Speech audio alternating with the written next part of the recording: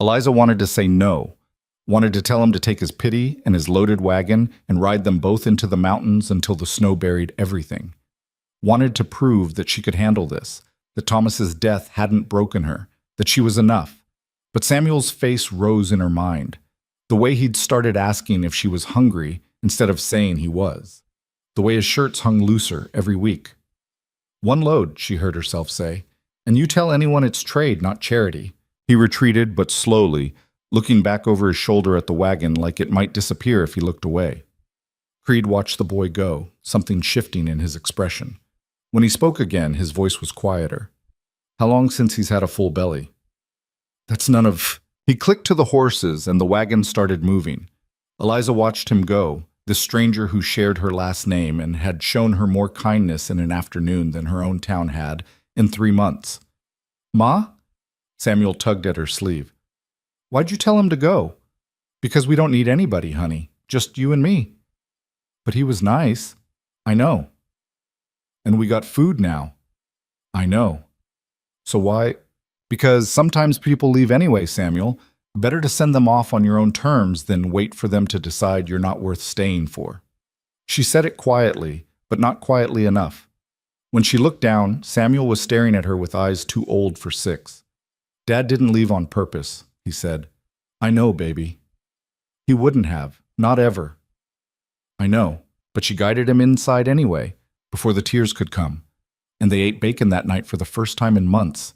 And it tasted like grief and gratitude mixed together until she couldn't tell which was which. Ticked. The next morning brought frost thick enough to paint the world white. Eliza woke before dawn, habit more than need, and lay in bed listening to Samuel's breathing from the other room. Even, steady, peaceful. A sound she'd been afraid she might lose.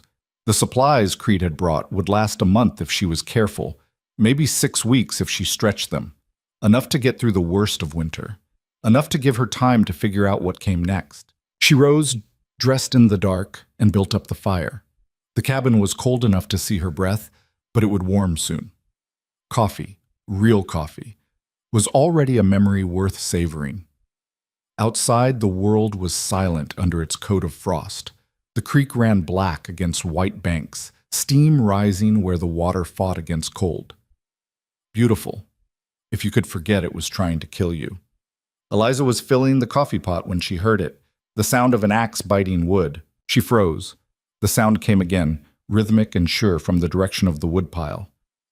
"Samuel," she called, keeping her voice low. "Stay inside." She grabbed Thomas's old rifle from beside the door, unloaded, but whoever was chopping wood didn't need to know that, and stepped onto the porch. Rowan Creed was at the woodpile, splitting logs with the efficiency of someone who'd done it 10,000 times before. He'd already built a substantial stack, and the pile of unsplit rounds was noticeably smaller. Eliza's hands tightened on the rifle. "You're still here." Creed sunk the axe into the chopping block and turned to face her. His breath plumed in the cold air. "Appears so." "I told you to leave." "I know." He picked up an armload of split wood. "Figured I'd get some work done first." "That wasn't the agreement." "Agreement was 1 load, then I'm gone. Didn't specify when. Don't parse words with me, Mr. Creed."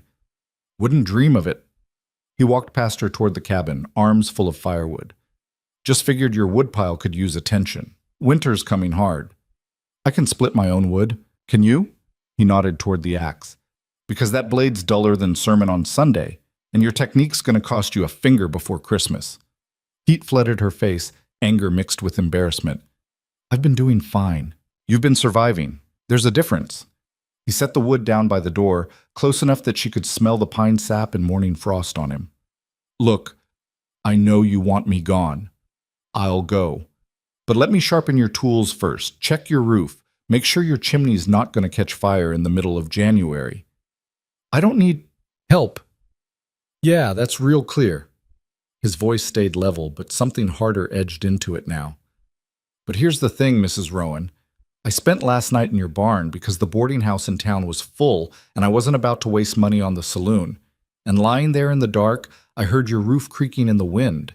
I heard your chimney struggling to draw. I heard all the little sounds of a place that's trying real hard to hold together and might not make it through winter. Eliza's jaw clenched. My barn is not. I paid for it. He said it flatly, no room for argument. Left $2 under the water bucket. That's more than fair for one night's shelter. And this morning, I'm paying for breakfast with labor. Sharpen your tools, patch your roof, clean your chimney. Then I'll go and you can get back to handling everything yourself. I didn't invite you to breakfast. You didn't invite me to do a lot of things. Hasn't stopped them from needing doing. They stared at each other, frost breath mingling in the space between them. From inside the cabin, Samuel called out, Ma, who's that? Nobody, Eliza called back. The man from yesterday isn't nobody, Samuel said, appearing in the doorway. Hi, mister. He paused, then his face lit up. Mr. Rowan. Like Ma. That's Creed, Eliza said sharply. Mr. Creed. But you said his name was Rowan. That's his first name. His last name is Creed. Samuel's face scrunched up in confusion. That's backwards. Yes, Creed said, and there was humor in his voice again, warm as the coffee Eliza could smell brewing inside. Yes, it is. Why? Samuel, inside. Now. But Ma... Now. The boy retreated, but slowly, looking between them like he was trying to solve a puzzle with missing pieces. When they were alone again, Eliza lowered the rifle. Not because she'd decided to trust Creed, but because holding it while he stood there unarmed made her feel ridiculous. One day, she said, Ma'am, you can stay one day, do whatever work you think needs doing, then you leave and you don't come back. Understand? Yes, ma'am. And you sleep in the barn, not the cabin. Wasn't planning otherwise. And you don't... She paused, trying to find the right words. You don't make promises to my son. Don't make him think you're staying. He's lost enough. Something shifted in Creed's expression, something that looked like understanding wrapped around old pain. I won't. I mean it. I know. Eliza wanted to say more, wanted to explain all the reasons why letting him stay even one more day was a mistake. But the coffee was ready, and her roof was creaking, and Samuel was watching from the window with hope in his eyes that she didn't have the heart to crush twice in 2 days. There's coffee, she said instead, if you want it. I'd appreciate that. She turned to go inside, then paused. And Mr. Creed? Ma'am? Thank you. For the supplies. I should have said that yesterday. You did, just not in words. She left him there and went inside, where Samuel was practically vibrating with questions she didn't have answers for. Creed worked through the morning with the steady focus of someone who'd learned that most problems came down to attention to detail. He sharpened the axe first, then the saw, then the knife she used for everything from cutting rope to preparing what little meat they had. The whetstone sang against steel, a sound that carried across the frost-still air. From the cabin, Eliza watched while pretending not to. She'd set Samuel to his letters, but the boy kept drifting to the window, fascinated by the stranger who moved through chores like water flowing downhill. Inevitable, efficient, unstoppable. Is he going to stay? Samuel asked for the third time. No. But he's working real hard. That doesn't mean he's staying. Why not? Because people don't stay, Samuel. They do what they need to do, and then they move on. That's how the world works. Dad stayed. The words hit like a fist. Eliza set down the bread dough she'd been kneading, made possible by Creed's flour, and looked at her son. Your father stayed because he loved us, she said quietly. Because this was his home, his family, his dream. Mr. Creed is a stranger who's passing through. There's a difference. But what if? No what ifs. He's leaving tomorrow. End of discussion. Samuel returned to his letters, but his heart wasn't in it. Neither was hers. By noon, Creed had finished with the tools and moved on to the roof. Eliza heard him up there, the sound of hammer against shingle, loose boards being secured. He worked without stopping, without complaint, and when she brought him water at midday, he drank it down and handed back the cup with a nod that managed to be both grateful and matter-of-fact. Chimney's next, he said. Needs a good cleaning before it becomes a fire hazard. I've been meaning to do that. Meaning to and doing are different things. I know that.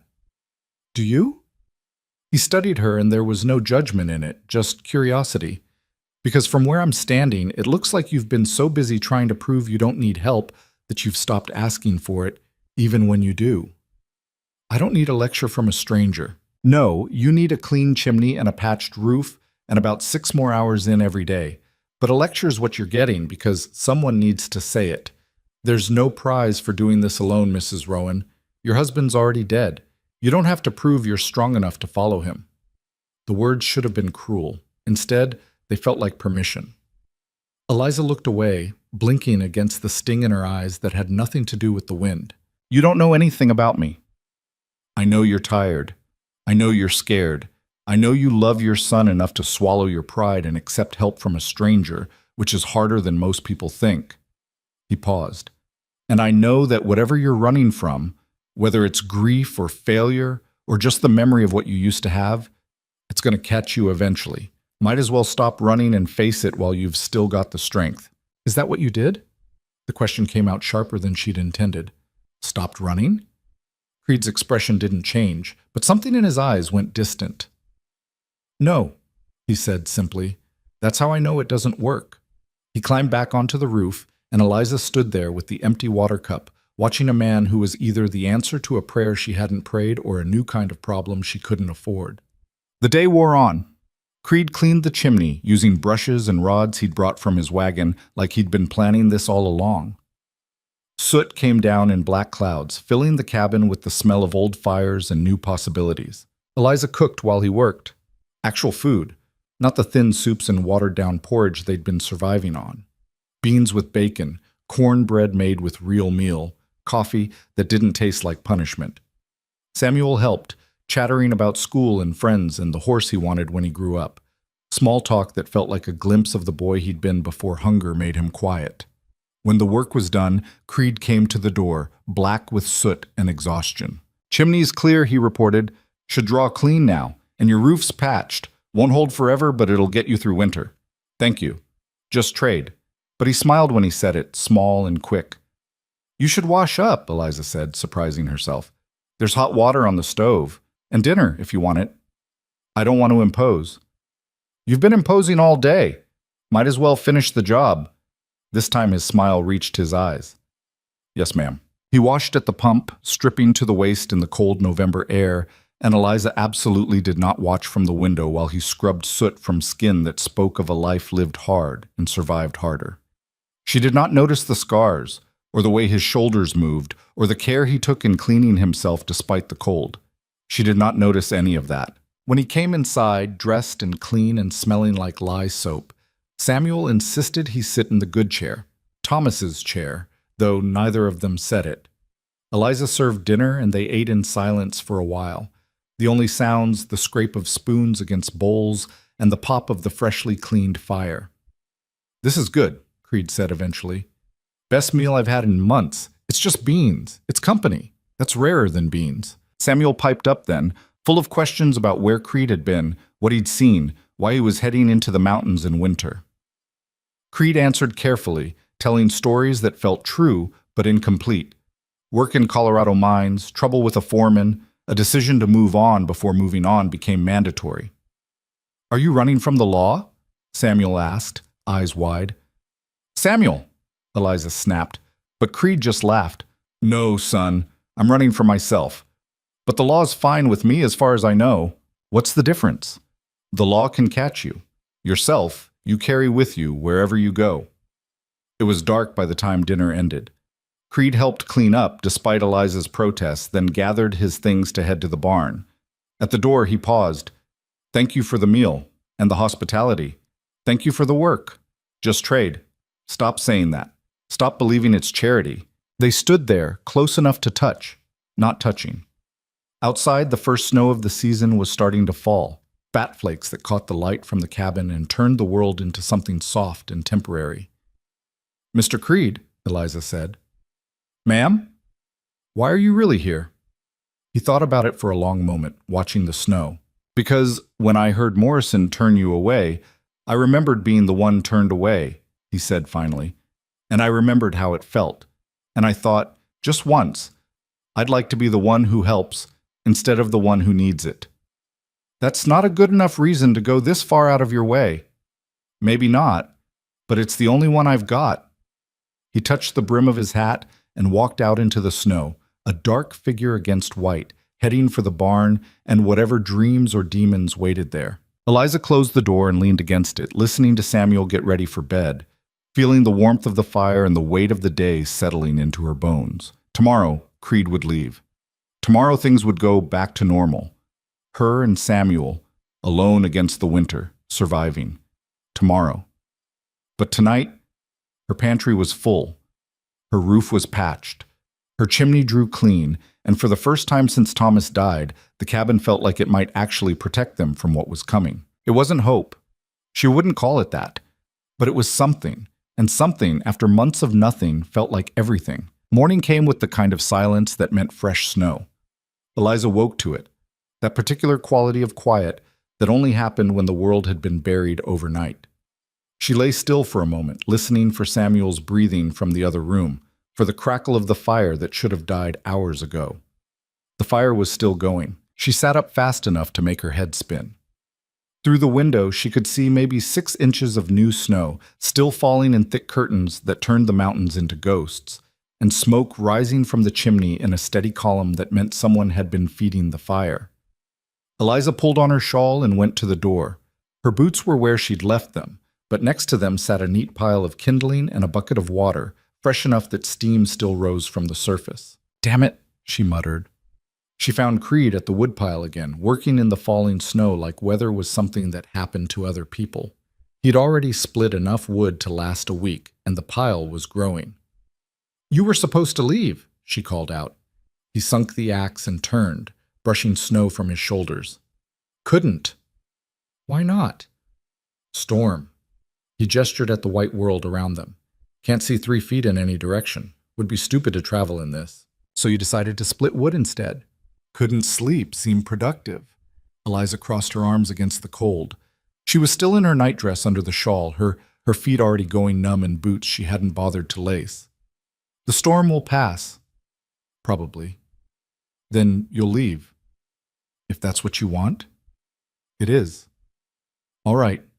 He picked up the axe again. "Soon as it's safe to travel." She should have gone back inside. Should have left him to his work and the cold. Instead, she heard herself asking, "Did you sleep at all?" "Some." "Barn's not warm." "I've had worse." "That's not an answer." He paused, axe halfway to the next log. "No, ma'am." "I suppose it's not." They looked at each other across the snow, and Eliza realized she was standing outside in a storm arguing with a man about whether he'd slept poorly in her barn. It was possibly the most ridiculous thing she'd done since accepting his help in the first place. "There's coffee," she said, "when you're done trying to freeze to death." "Appreciate it." She went back inside, where Samuel was awake and pressed against the window, watching Creed work. "He's still here," the boy said, wonder in his voice. "Storm kept him." "But he's still here. For now." "Maybe he'll stay." "Samuel, sit."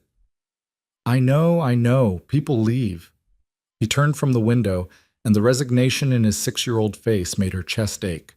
"But maybe he's different." "He's not." "How do you know?" "Because I'm your mother, and I know things." Dad used to say that, then you'd both be wrong about something and laugh about it. The memory hit sharp enough to hurt. Thomas claiming he knew the creek would flood, her saying it wouldn't, both of them ending up soaked and laughing like fools. Back when being wrong together was just another way of being happy. "Your father and I were wrong about a lot of things," Eliza said quietly. "But not about this. Mr. Creed is passing through, that's all." Samuel didn't argue, but he didn't look convinced either. He just went back to the window, watching the stranger who might be different, probably wasn't, but could be. Eliza made breakfast while the snow fell and Creed worked and the fire burned with wood he'd cut. Oatmeal with real sugar this time, thanks to supplies she hadn't earned. The unfairness of it sat heavy in her stomach. When Creed finally came in, he was covered in snow and moving with the careful stiffness of someone who'd pushed past cold into the place where cold became dangerous. "Jesus, you're half frozen," Eliza said before she could stop herself. "I'm fine." "You're blue. Sit by the fire." "Mrs. Rowan, sit down." The command came out sharper than she'd intended, but it worked. Creed sat, and she brought him coffee and oatmeal and a blanket that had been Thomas's. He took them without protest, which told her more about how cold he actually was than any words would have. Samuel sat across from him, fascinated. "Don't you get cold?" the boy asked. "Sure." "Then why do you work in the snow?" "Because it needs doing." "But Ma said you were leaving anyway." "Samuel," Eliza warned. "She did. She said you were just passing through." Creed looked at Eliza, something unreadable in his expression. "Your ma's probably right." "Then why work so hard if you're just leaving?" "Because leaving doesn't mean not caring." Samuel thought about that for a moment, his face serious in the way children got when they were trying to understand adult logic. "That doesn't make sense." "No," Creed agreed. "I suppose it doesn't." They ate in silence after that. Outside, the storm showed no signs of stopping. If anything, it was getting worse, wind picking up enough to rattle the windows and send snow spiraling past in sheets. "This is going to be a bad one," Eliza said, more to herself than anyone else. "Probably last a day or two," Creed agreed. "Maybe 3. 3 days?" "Could be. Hard to tell with November storms. They either blow through or settle in." Eliza's hands tightened on her coffee cup. 3 days of a stranger in her barn, eating her food, working himself half to death on her land. 3 days of Samuel getting attached to someone who would leave the moment the weather cleared. 3 days of remembering what it felt like to not be alone. "You can't stay in the barn for 3 days," she heard herself say. Creed looked up. "I'll manage." "You'll freeze. I've survived worse." "Stop saying that." She set her cup down hard enough to slosh coffee onto the table. "Stop acting like suffering is just something you're supposed to accept." "Isn't it?" "No, it's not." She grabbed a rag to clean up the spilled coffee, needing something to do with her hands. "There's a spare room. It was supposed to be for storage, but we never got around to filling it. You can sleep there until the storm passes." "Mrs. Rowan." "It's not charity. You've worked enough to earn a warm place to sleep, and if you freeze to death in my barn, I'll feel obligated to bury you, and the ground's too frozen for that to be anything but miserable." Samuel giggled at that, quickly trying to hide it behind his hand. Creed studied her for a long moment, and Eliza had the uncomfortable feeling of being seen more clearly than she'd like. "All right," he said finally. "Thank you. Don't thank me.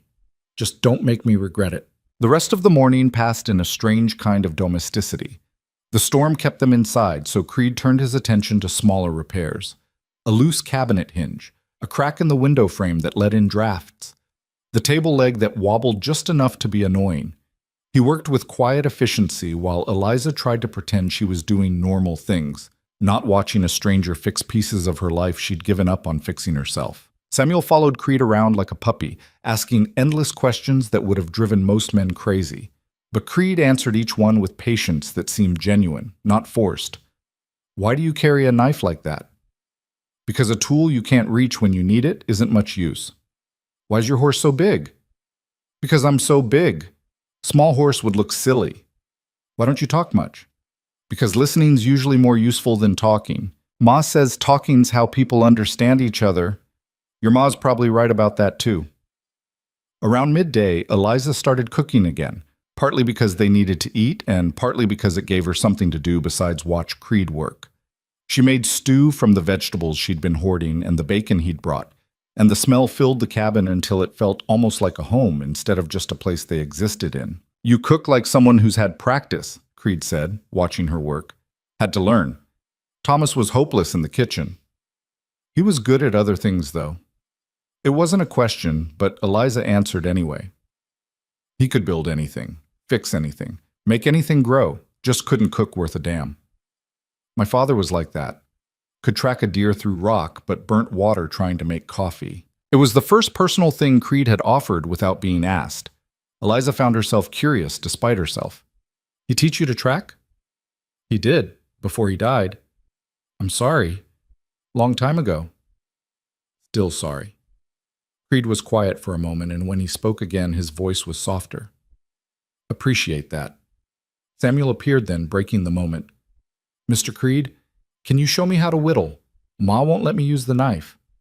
"That's because you'll cut yourself," Eliza said. "But Mr. Creed could teach me to be careful." "Mr. Creed is not—" She stopped. Because what? Not staying? Not family? Not someone they could depend on?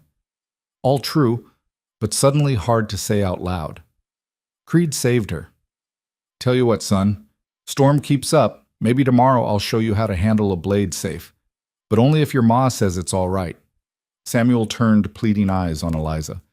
Can he, ma? Please? She should say no, should maintain the distance, keep the boundaries clear. But the hope in her son's face was the first real joy she'd seen there in months. We'll see. That's almost yes. That's maybe. Don't push it. They ate lunch together, the three of them crowded around the small table while snow piled against the windows, and the fire crackled and the cabin creaked under wind that sounded like it was trying to tear the world apart. It should have felt awkward, a stranger inserted into their grief and struggle. Instead, it felt almost normal. That scared Eliza more than the storm. After lunch, Creed insisted on cleaning the dishes while Eliza protested and eventually gave in. Samuel worked on his letters at the table, tongue poking out in concentration the way it always did when he was trying hard. How's your schooling? Creed asked, drying a plate. Don't have any right now, Samuel said. School's in town and it's too far to walk every day. Your ma teach you? When she has time, but she's always working. What are you learning now? Letters, mostly. And numbers. Ma says reading's important. She's right. Reading's how you learn things that nobody around you knows. Samuel looked up, interested. Can you read? Well enough. Ma reads real good. She used to read to me every night from a book about knights and dragons. But the book got damaged in the rain and we couldn't save it. Eliza's hand stilled in the wash water. She'd forgotten about that, or tried to. The book had been one of Samuel's few treasures, and watching it fall apart had felt like watching another piece of their old life dissolve. That's hard, Creed said simply, losing a good book. Do you have any books? Samuel asked. Not with me, but I've read a few. What kind? Adventure stories, mostly, tales about places I'd never been. Did you go to those places after? Some of them. Were they like the book said? Creed smiled at that, small and sad. They were different. Real places usually are. Eliza finished the dishes in silence, listening to Creed and Samuel talk about books and places and things that existed beyond the narrow world of their struggling homestead. It hurt, hearing Samuel's hunger for more than they could give him. But it also reminded her that there was more, that survival wasn't the same as living, that maybe she'd been so focused on getting through each day that she'd stopped imagining there could be days worth more than just getting through. The afternoon wore on. The storm didn't let up. Creed eventually settled into the chair by the fire with a piece of wood and his knife, working it into shape with small, precise cuts. Samuel watched, fascinated, until Eliza made him go back to his letters. She tried to work on mending, there was always mending, but found her eyes drifting to Creed. The way his hands moved, sure and steady. The way he seemed comfortable with silence, not needing to fill it with empty words. The way he'd just appeared in their lives and started fixing things, like it was the most natural thing in the world. What are you making? She asked finally. He held up the wood. It was starting to take the shape of a bird, wings partially spread. Hawk, he said. Maybe. For Samuel? Figured he might like it. He'll love it, but you don't have to. I know. He went back to carving, doing it anyway. Eliza opened her mouth to argue, then closed it. Let him carve. Let him give her son a small piece of joy. What harm could it do? Everything, a voice in her head whispered. It could do everything. By evening, the storm was still raging, and the temperature had dropped enough that frost crept across the inside of the windows despite the fire. Creed brought in more wood, enough to last through the night, and Eliza made dinner from supplies that wouldn't have existed without him. They sat together again, eating and talking about small things. Samuel told stories about the friends he'd had in town before they'd become too poor for friendship. Creed talked about horses he'd known, trails he'd ridden, mountains that looked like they could touch the sky. Eliza mostly listened, occasionally adding a comment or memory, feeling herself relax in a way she hadn't since Thomas died. It was dangerous, this feeling, comfortable, safe. After dinner, Samuel yawned so wide his jaw cracked. Bedtime, Eliza said. But, no buts. You're falling asleep in your soup. Am not. R2. Go. He went, but not before stopping by Creed's chair. Will you still be here in the morning? Creed glanced at Eliza, and something passed between them. A question, maybe, or a promise neither of them was ready to make. "Storm's still blowing," he said. "So probably." "Good." Samuel smiled, quick and bright. "Night, Mr. Creed." "Night, son." When Samuel was in bed and the cabin had settled into nighttime quiet, Eliza found herself alone with Creed for the first time all day. It felt different than when they'd been working, more intimate. Like the darkness and the storm had created a space separate from the world, where normal rules didn't quite apply. "He's a good boy," Creed said, still working on the wooden hawk. "He is. Too good sometimes. Tries to be strong for me." "Gets that from you. I'm not strong. I'm just stubborn." "That's a kind of strong." Eliza wrapped her hands around her coffee cup, letting the warmth seep into her palms. "Can I ask you something?" "Sure." "Why are you really doing this? And don't say because you remember being turned away. There's more to it than that." Creed was quiet for a long time, the knife making soft sounds against wood. When he finally spoke, his voice was low. "I had a sister," he said, "long time ago. After my father died, we didn't have much. Mother did her best, but it wasn't enough. And I was too young and too stupid to help the way I should have." "What happened?"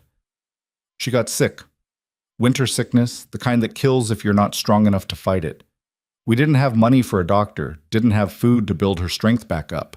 And I watched her fade day by day until there was nothing left but bones and breathing. Did she lived, barely, but it changed her, changed both of us." He paused, examining the hawk.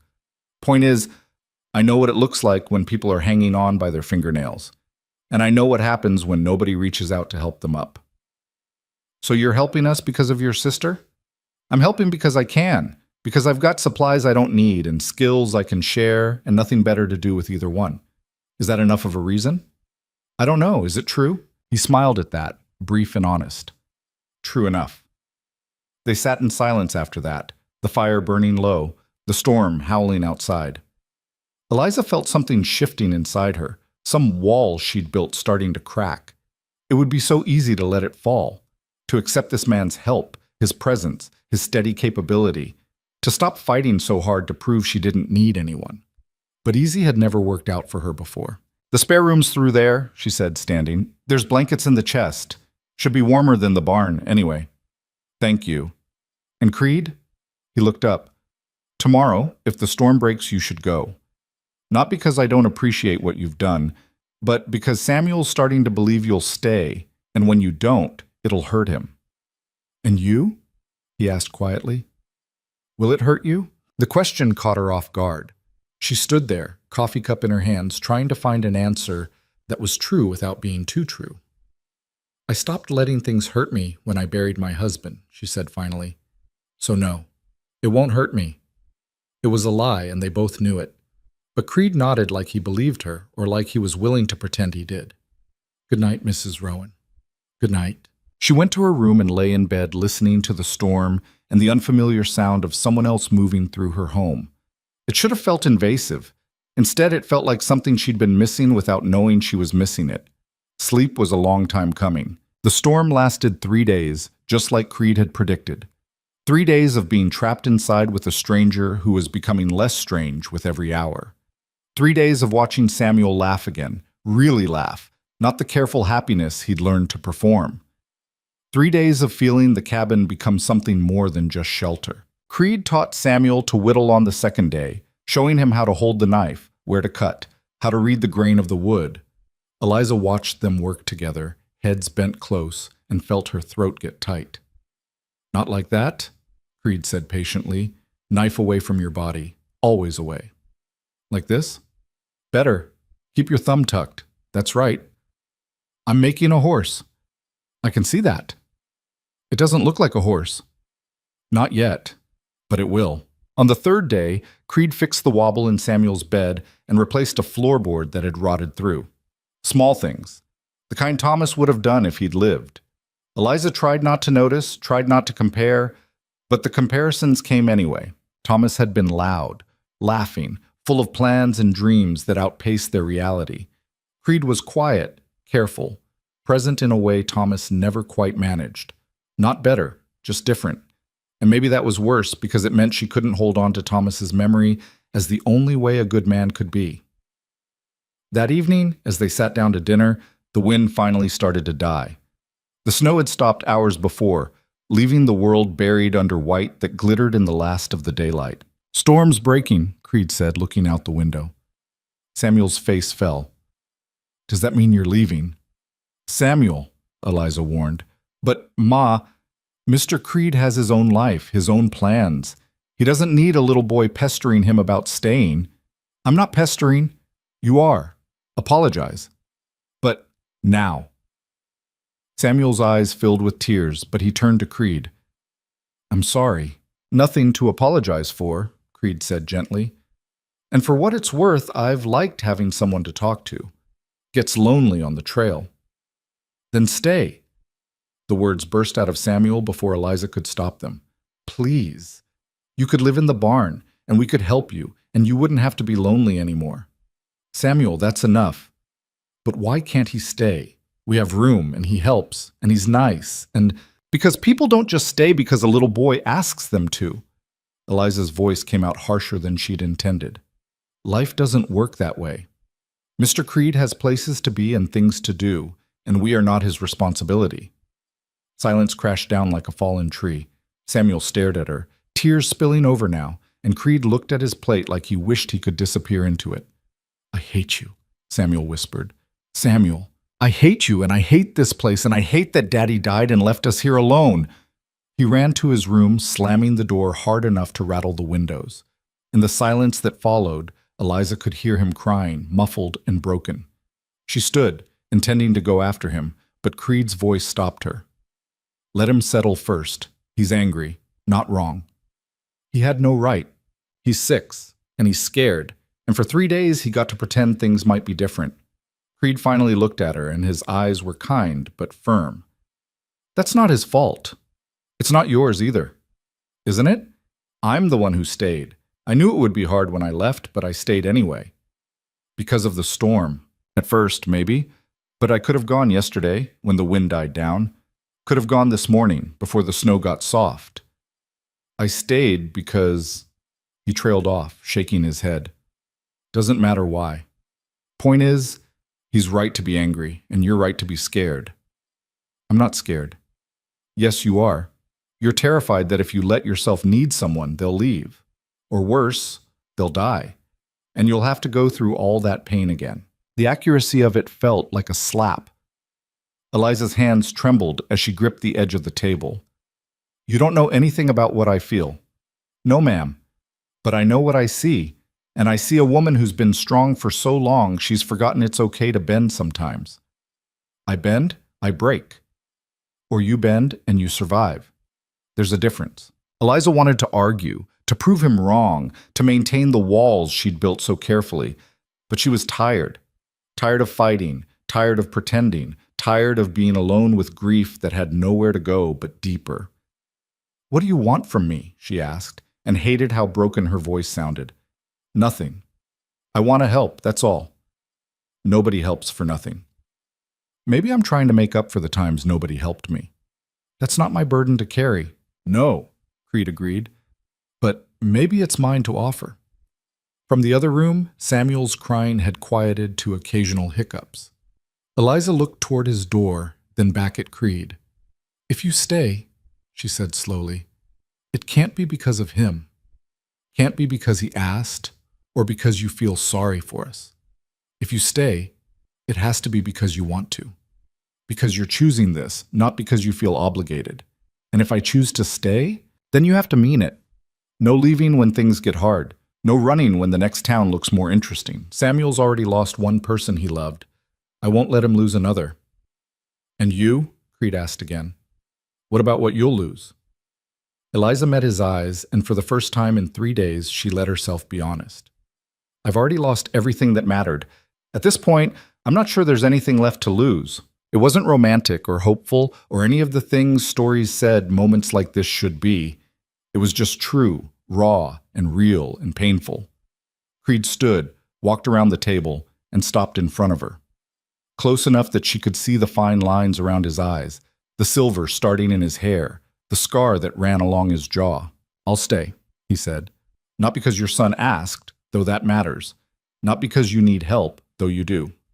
I'll stay because for 3 days, I felt like maybe I could stop running, and I'd like to see if that feeling lasts. And if it doesn't, then I'll tell you before I go. I won't just disappear.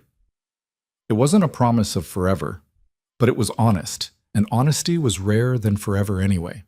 All right, Eliza said, you can stay. The next morning felt different. Not better, not worse, just different in a way that made Eliza's chest tight as she moved through the cabin doing things she'd done 1,000 times before.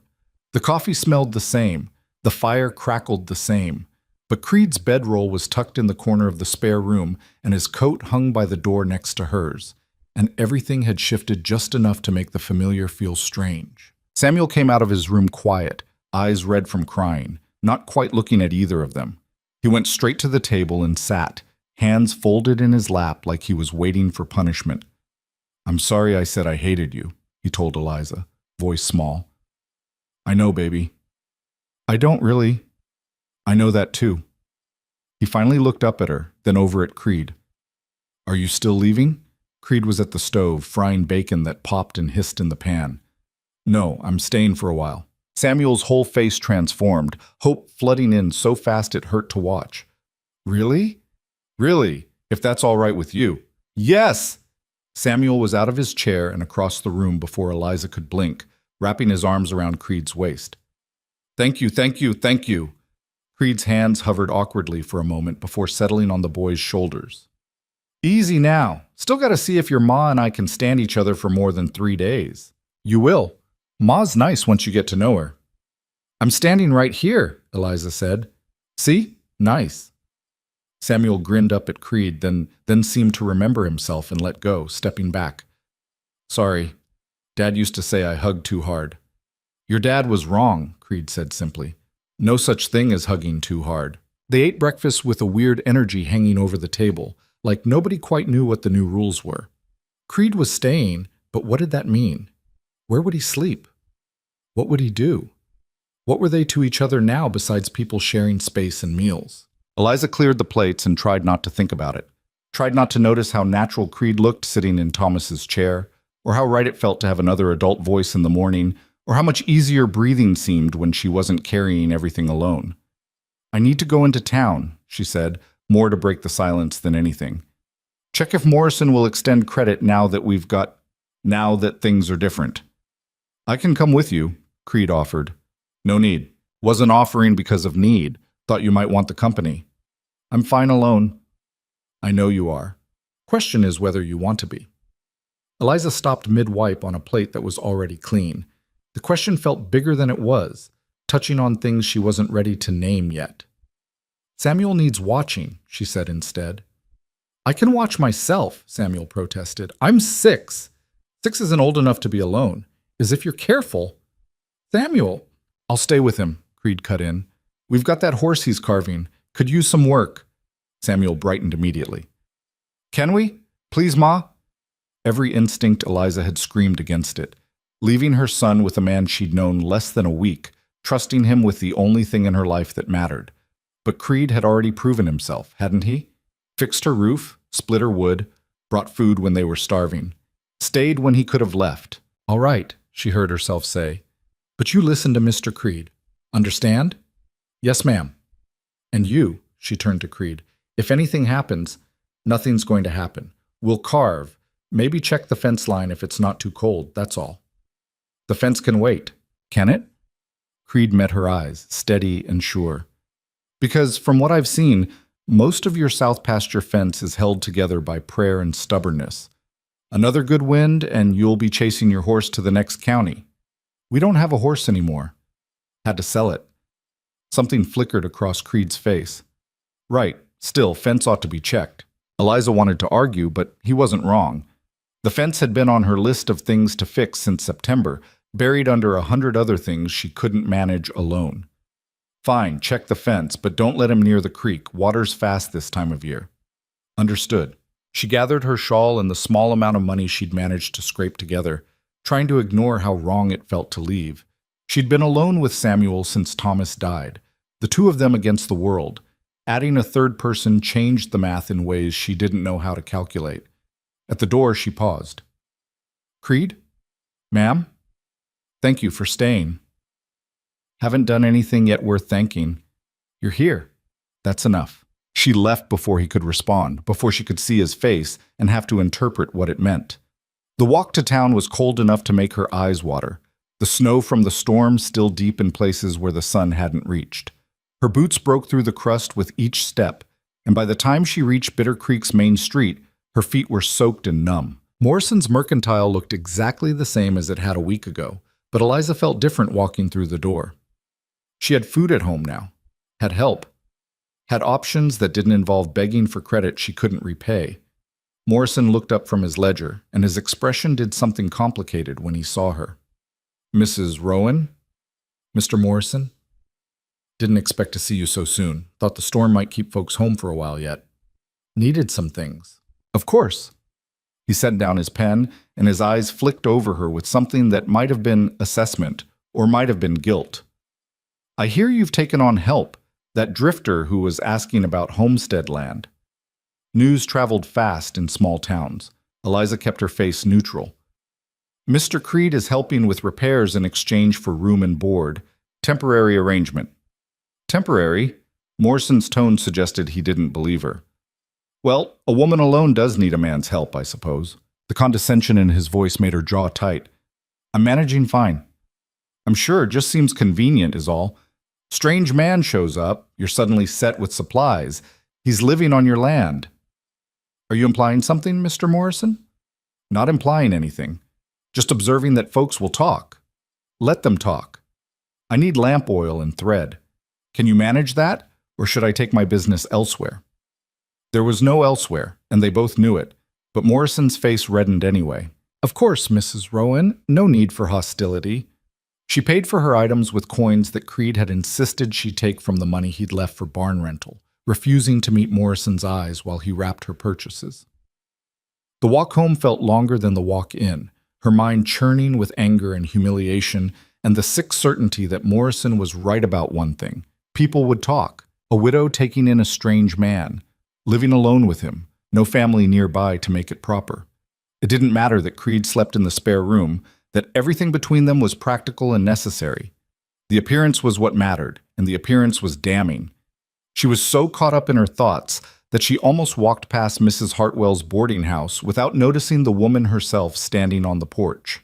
Eliza, dear! Eliza stopped, every muscle tensing. Mrs. Hartwell, I was hoping to catch you. May I have a word? It wasn't really a question. Eliza climbed the porch steps, trying to prepare herself for whatever poison would come wrapped in concern this time. Mrs. Hartwell waited until they were alone, then dropped her voice to a conspiratorial whisper. I wanted to speak with you about your current situation. What situation is that? Don't play coy, dear. The whole town knows you've taken in that Creed fellow. Living under your roof, working your land, people are concerned. Concerned about what exactly? Your reputation, for one thing. A widow living alone with an unmarried man, it simply isn't done, not in decent society. Then I suppose it's fortunate I'm no longer part of decent society. Mrs. Hartwell's eyes narrowed. There's no need for that tone. I'm trying to help. Are you? Because it sounds more like you're trying to shame me.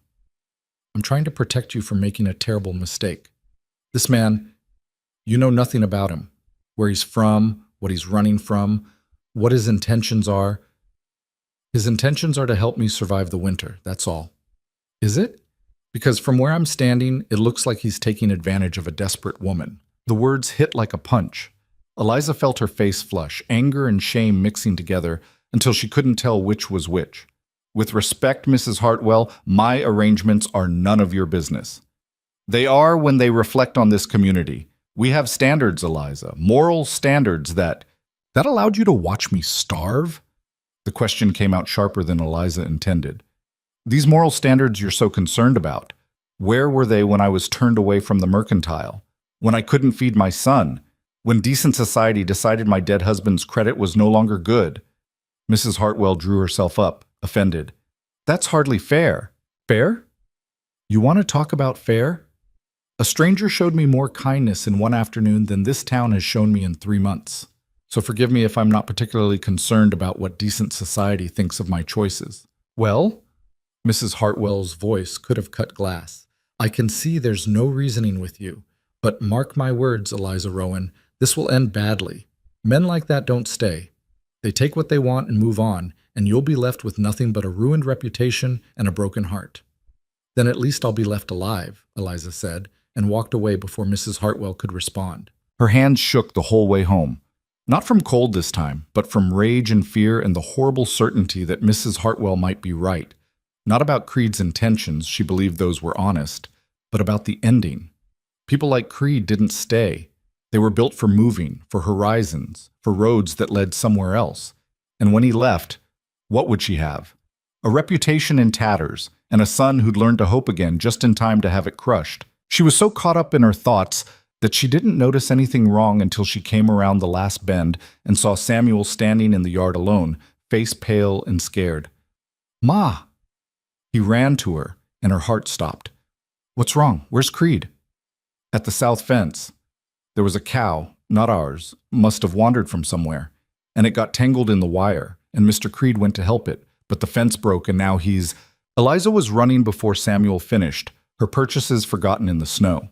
The south fence was a quarter-mile from the cabin, over rough ground that had been treacherous even before the storm.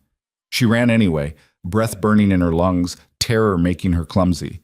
She found him at the fence line, covered in blood. "Jesus Christ!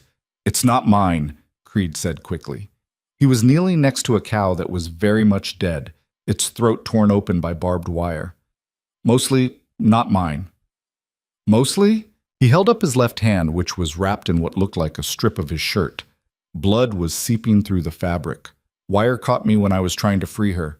By the time I got her loose, she'd already bled out. Nothing I could do." Eliza knelt beside him, reaching for his hand. "Let me see." "It's fine. Let me see." He unwrapped the makeshift bandage, and Eliza's stomach turned. The cut ran from his palm to his wrist, deep enough that she could see the white of something that might have been tendon. Blood welled up fresh when the pressure was released. "This needs stitching." "I know." "Can you walk?" "Can I? Yes, of course I can walk. It's my hand, not my leg." "Don't be smart with me right now." She helped him up, and they made their way back to the cabin slowly, Creed's hand wrapped again and held against his chest. Samuel met them in the yard, eyes huge. "Is he going to die?" "No," Eliza said firmly, "but I need you to get the medicine kit from under my bed, and boil water. Can you do that?" "Yes, ma'am." Inside, she sat Creed down and unwrapped his hand again, this time with better light to see by. The cut was worse than she'd thought, ragged and dirty from the rusty wire. "This is going to hurt," she warned. "I know." She cleaned it first with whiskey that made Creed hiss through his teeth, but otherwise stay silent. Then she threaded the needle she kept for mending with the thinnest thread she had, wishing desperately for proper surgical tools, for a doctor, for anything except her shaking hands, and a man who was bleeding because he'd tried to help an animal that wasn't even theirs. "Why didn't you just let it die?" she asked, pushing the needle through skin that felt too much like leather. "Because it was suffering." "So you decided to suffer instead?" "Seemed fair." "That's the stupidest thing I've ever heard." "Probably." She worked in silence after that, making small, careful stitches that would hold the wound closed but would definitely scar. Creed watched her work, his face pale but steady, not making a sound even though she knew it had to hurt. "You're good at this," he said finally. "Had practice. Thomas was always cutting himself on something. He was lucky to have you." "Didn't feel lucky when he died." "No, I don't suppose it did." Eliza tied off the last stitch and wrapped his hand in clean cloth, trying not to think about how Mrs. Hartwell would react if she knew Creed had been injured on their land. More ammunition for the gossips, more proof that having him here was dangerous. "Thank you," Creed said quietly. "For what? Stitching up a wound you got because I can't maintain my own fence? For caring enough to stitch it at all?" The words settled into the space between them, heavy with meaning she didn't want to examine. Eliza stood, putting distance between them before she could do something stupid like cry or touch his face or ask him to promise he'd never leave. "You need to rest that hand. No work for at least a week." "Can't rest. Too much needs doing." Then it'll wait. Eliza, don't argue with me. You're injured because you were helping me, and I won't have you making it worse by being stubborn. That's rich coming from you. Despite everything, she almost smiled. Yeah, well, takes one to know one. Samuel appeared in the doorway then, holding the wooden hawk Creed had carved. I finished it, he said shyly, while you were gone. Is it okay? Creed held out his good hand and Samuel placed the carving in it. The hawk was rough, amateur, the wings uneven and the head slightly too large, but it was recognizable, and more than that, it was made with care. It's perfect, Creed said. Really? Really? Your first carving, and it's already better than mine was. You're just saying that. I'm not. Mine looked like a potato with wings. Samuel giggled, and the sound was so normal, so purely happy, that Eliza felt something crack inside her chest. This was what she'd been fighting so hard to preserve and protect, not just survival, but the possibility of joy. And Creed had given them that, however temporarily, however dangerously. That night, after Samuel was asleep and Creed's hand had been checked and rewrapped, Eliza found herself unable to settle. She moved through the cabin, straightening things that didn't need straightening, her mind racing with everything that had happened and everything it might mean. Creed watched her from his chair, patient as stone. You're going to wear a hole in the floor, he said finally. I'm fine. You're not. How would you know? Because you've checked the door 3 times in the last 10 minutes, and we both know it's locked. Eliza stopped pacing. Mrs. Hartwell cornered me in town today. Ah. She had some thoughts about our arrangement. I imagine she did. Said people are talking, said it looks improper, you living here. Does it bother you, what people think? No. Yes. I don't know. Eliza sank into the chair across from him, suddenly exhausted. I spent my whole life caring what people thought, trying to be respectable, proper, worthy of their good opinion. And where did it get me? Turned away when I needed help, judged for accepting it when it finally came. So stop caring. That easy? Didn't say it was easy. Said you should do it anyway. Eliza looked at him, really looked, taking in the bandaged hand and the tired eyes, and the way he sat like someone who'd learned to find comfort in uncomfortable places. Why did you really stay? She asked. And don't give me the line about feeling like you could stop running. I want the truth. Creed was quiet for a long moment, the fire crackling between them. When he spoke, his voice was low and honest in a way that made her chest ache. Because I'm tired, he said simply. Tired of moving, tired of being alone, tired of waking up in places that don't matter with people who don't care. And when I was here, for those 3 days during the storm, I woke up and it felt like maybe this place could matter. Like maybe you and Samuel could care, if I gave you reason to. Like maybe I could build something instead of just passing through. That's a lot of maybes. It is. What if they don't work out? What if you wake up in a month and realize you made a mistake? Then I'll have tried. And trying's more than I've done in a long time. Eliza wanted to believe him. Wanted to trust that this time would be different, that this man would stay, that the maybes would become certainties. But trust was a muscle she'd forgotten how to use. I can't make you any promises, she said. Can't promise I'll be easy to live with, or that this will work, or that Samuel won't drive you crazy with questions. I'm not asking for promises. What are you asking for? A chance, that's all. It should have felt like too much. Instead, it felt like exactly enough. Okay, Eliza said. A chance. They sat there in the firelight, not touching, not moving, just being in the same space together, while the night deepened and the world outside went cold and still. And for the first time since Thomas died, Eliza let herself imagine a future that wasn't just survival. The following days fell into a rhythm that felt almost normal. Creed worked one-handed, insisting on doing what he could despite Eliza's protests. He fed the chickens, hauled water, kept the fire going. Small things, but they added up to the difference between exhaustion and sustainability. Samuel followed him everywhere, chattering endlessly, asking questions that would have tested a saint's patience. But Creed answered each one with the same calm attention, and Eliza found herself listening too, learning things about the man who'd appeared in her life like weather. Sudden, unavoidable, potentially dangerous. He'd been born in Montana, raised by a father who taught him to track and a mother who taught him to read.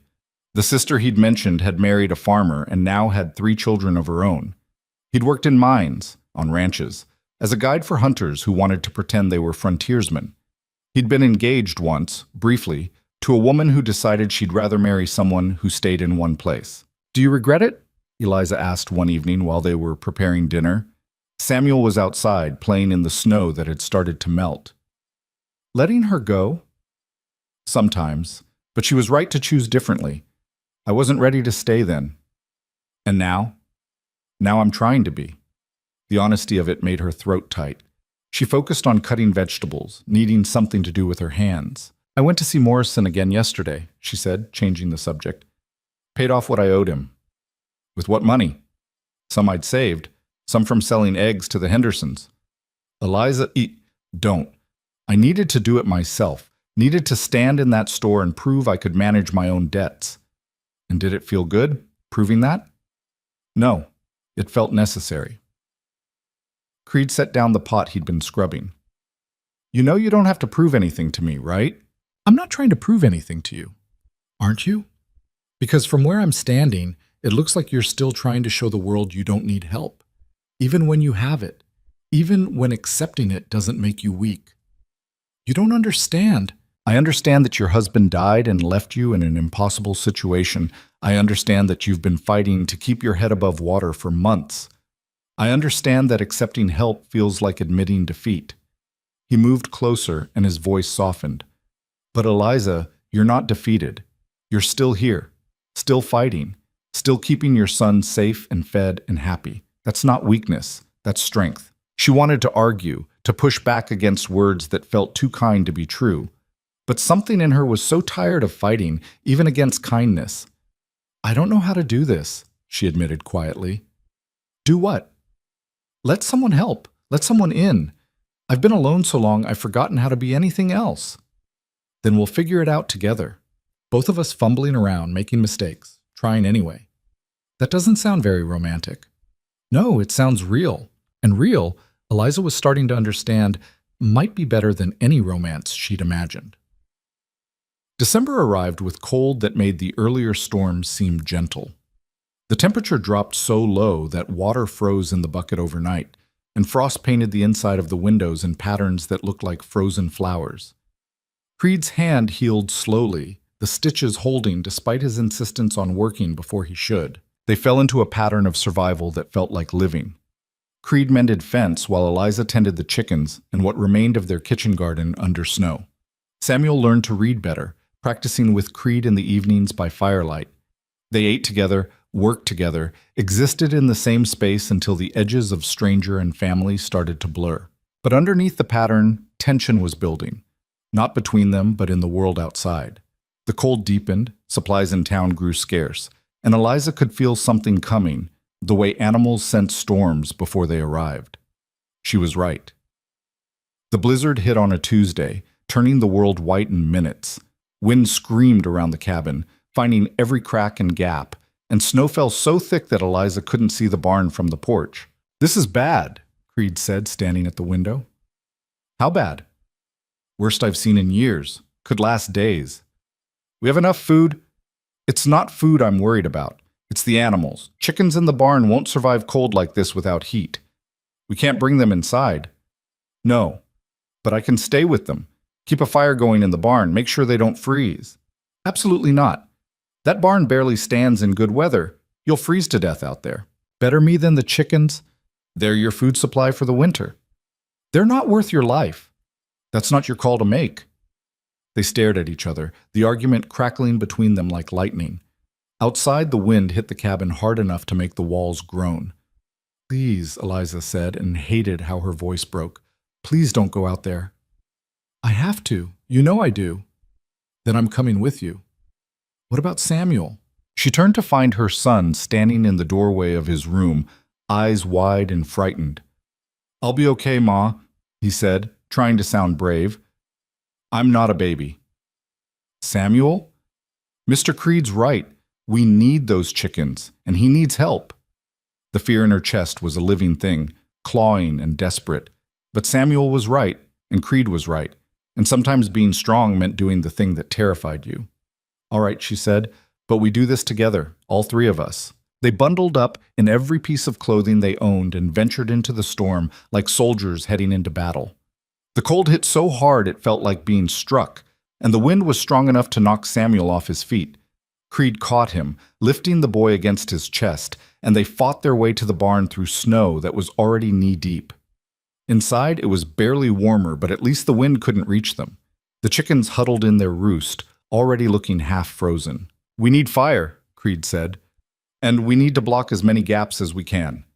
They worked in desperate silence, Eliza stuffing rags into cracks, while Creed built a fire in an old barrel, feeding it carefully to keep it burning without burning down the barn. Samuel gathered eggs and tried to warm the chickens with his own body heat, talking to them in a soft voice that reminded Eliza painfully of Thomas. Hours passed. The storm didn't let up. The fire burned low, and Creed fed it with wood they'd stacked in the corner, wood that was meant to last weeks but wouldn't last the night at this rate. "We're going to run out," Eliza said. "I know." "Then what?" "Then we make choices." She understood what he meant. The chickens or themselves, food for the winter or survival through the night. "No," she said firmly. "We don't choose. We find another way." "Eliza, there's furniture in the cabin. The chairs Thomas made, we can burn those." "Those are all you have left of him. And these chickens are all we have left of survival. I know which one he'd choose." Creed looked at her for a long moment, and she saw something shift in his expression. Respect, maybe. Or understanding. "All right," he said. "Samuel, you stay here with the chickens. Keep them warm. Your ma and I will get more fuel." The trip back to the cabin was worse than the trip out. The storm had intensified, and visibility was down to nothing. They held on to each other, fighting through wind that wanted to tear them apart, through cold that wanted to stop them where they stood. Inside the cabin, Eliza went straight for the chairs. 4 of them, beautifully made, the wood smooth from years of use. Thomas had crafted them their first winter here, working by firelight while she'd sewn curtains for windows that still let in drafts. "You're sure?" Creed asked. "I'm sure." They broke the chairs apart and carried the pieces back through the storm, fed them to the fire that kept the barn just warm enough, just survivable enough. Watched the wood that Thomas had shaped with his own hands turn to ash and heat. Samuel fell asleep against Eliza's side, exhausted from fear and cold. Creed kept the fire going, his injured hand making the work harder, but not impossible. And Eliza sat there in the barn, surrounded by chickens and smoke and the sound of wind that wanted to kill them all, and felt something settle inside her. This was love, not the romantic kind from stories, not the easy kind that came with promises and certainty. This was the kind that meant burning your husband's chairs to keep his son warm, the kind that meant a stranger staying in a freezing barn because someone else's survival mattered, the kind that hurt and cost and demanded everything. "Creed," she said quietly. "Yeah? If we survive this, we will." "When we survive this," she corrected, "I want you to know something." "What's that?" "I'm glad you stayed. I'm glad you're here. And whatever happens after this, I'll never regret saying yes to that first load of supplies." He looked at her across the fire, his face shadowed and lined with exhaustion, and smiled. It was small and tired and more honest than anything she'd seen in months. "Me too," he said simply. The storm lasted 3 days, exactly as he'd predicted. 3 days of fighting to keep the fire going, rationing the wood from the chairs, taking turns sleeping while the other kept watch. 3 days of cold that went bone deep, of wind that sounded like screaming, of wondering if they'd made a terrible mistake. But they survived. All of them. When the storm finally broke and they stumbled back to the cabin with half-frozen chickens wrapped in Eliza's shawl, the sun was shining like it had never left. Samuel collapsed in his bed and slept for 12 hours straight.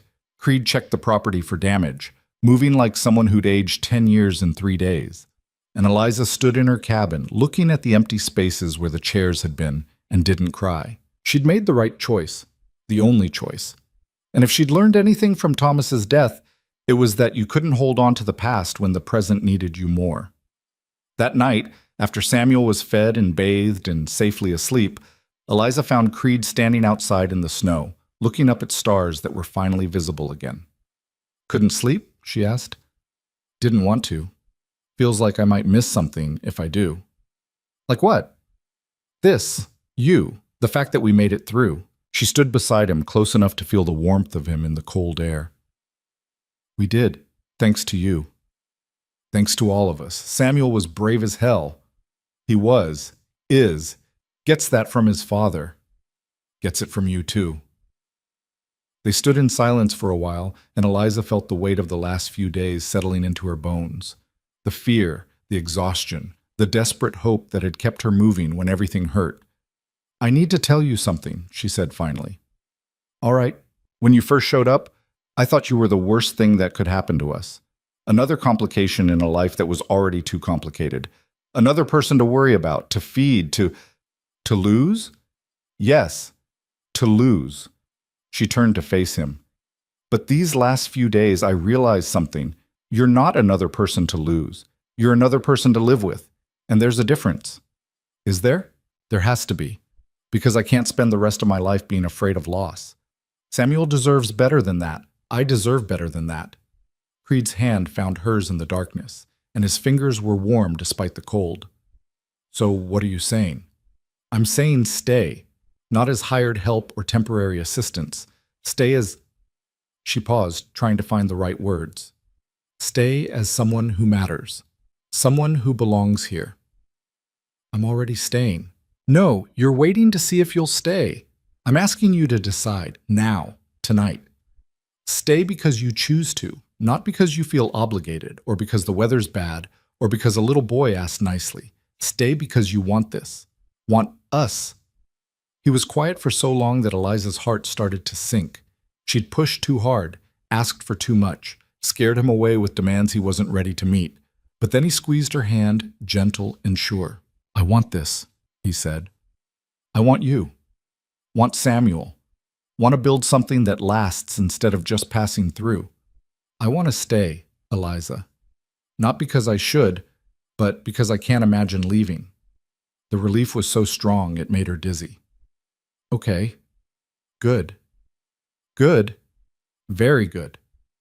They stood there in the snow, hands clasped, looking at stars that had watched them survive.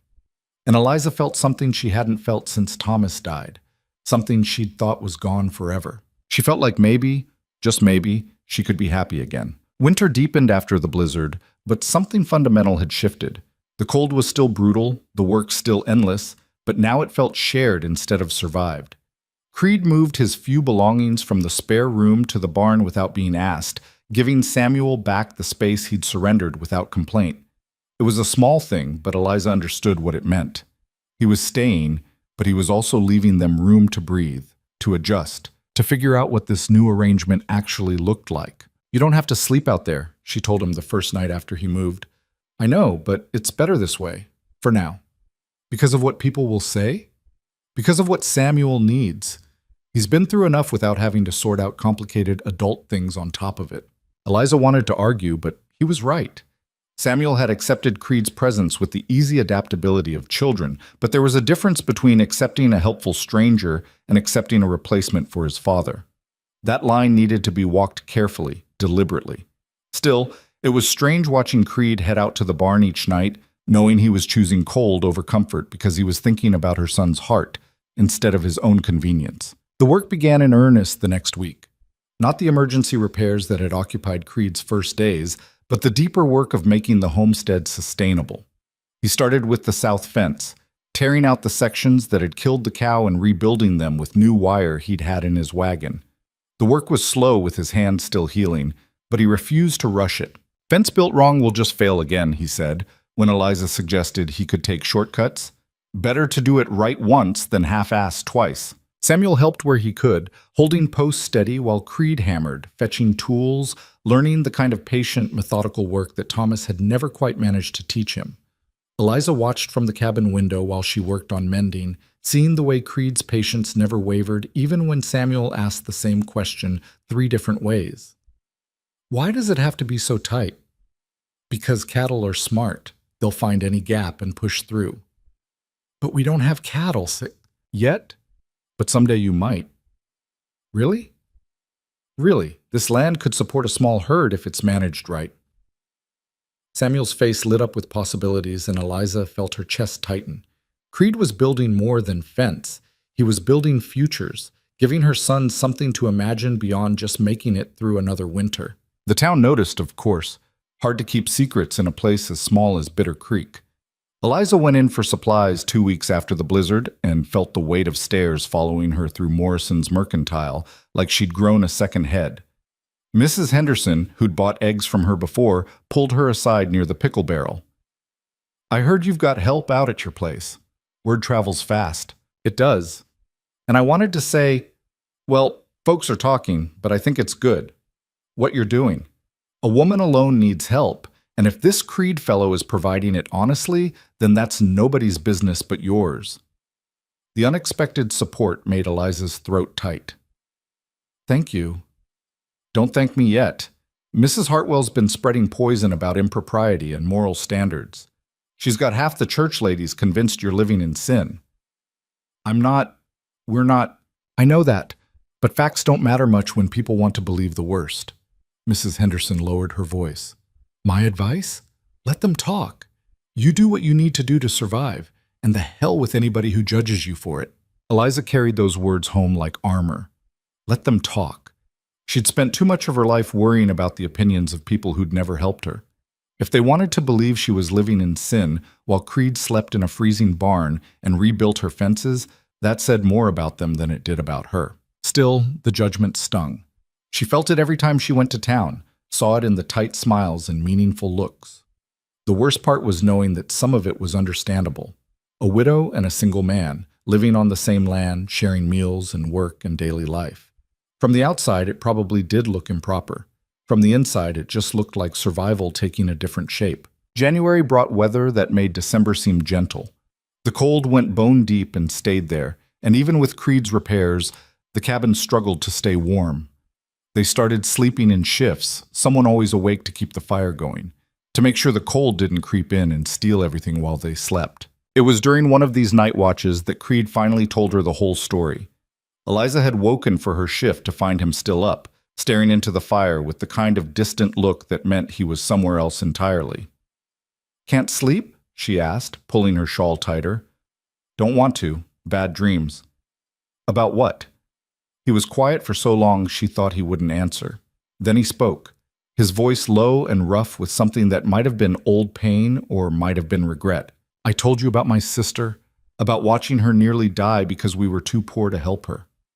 "I remember." "What I didn't tell you was what happened after. She survived, got better eventually, but I couldn't stay. Every time I looked at her, I remembered how helpless I'd felt, how useless. So I left. Told myself I was going to make something of myself, earn enough to send money back, be the kind of brother who could actually help." "Did you? Send money back?" "Sometimes. When I had it. But mostly I just kept moving, kept working, kept telling myself that someday I'd have enough to go home and face them again." He laughed, bitter and sharp. 15 years of someday, and I never went back. Last letter I got from my mother said my sister had 3 kids and a good husband and a life that didn't need me in it. That doesn't mean she didn't want you in it. Doesn't mean she did either. I made my choice when I left. Can't unmake it now. Eliza moved closer, settling into the chair beside him. "Is that why you stayed here? Because you couldn't go back there?" "Partly, but also because I'm tired of running from things I can't fix. Tired of moving on before I have to face whether I actually matter to anybody." "You matter to Samuel." "I know. That's what scares me." "Why?" "Because what if I leave? What if I wake up one day and the old urge comes back, the need to move, to go, to be anywhere but where I am? I'll break his heart. Break yours too, maybe." "Maybe," Eliza agreed. "Or maybe you'll stay, and it'll be hard sometimes, and you'll want to leave, but you won't because you'll have learned that mattering to people means staying even when it's uncomfortable. Either way, we won't know unless you try. That's a hell of a gamble. Life's a gamble. At least this way you're betting on something instead of just folding every hand." He looked at her then, really looked, and something in his expression made her pulse quicken. They were alone in the firelight, everyone else asleep, the world outside frozen and silent. It would have been easy to close the distance between them, to find comfort in something more than words. But Eliza held herself still, not because she didn't want it, but because wanting wasn't enough. They needed to build something solid first, something that could hold weight without collapsing. You should get some sleep, she said instead. I'll watch the fire.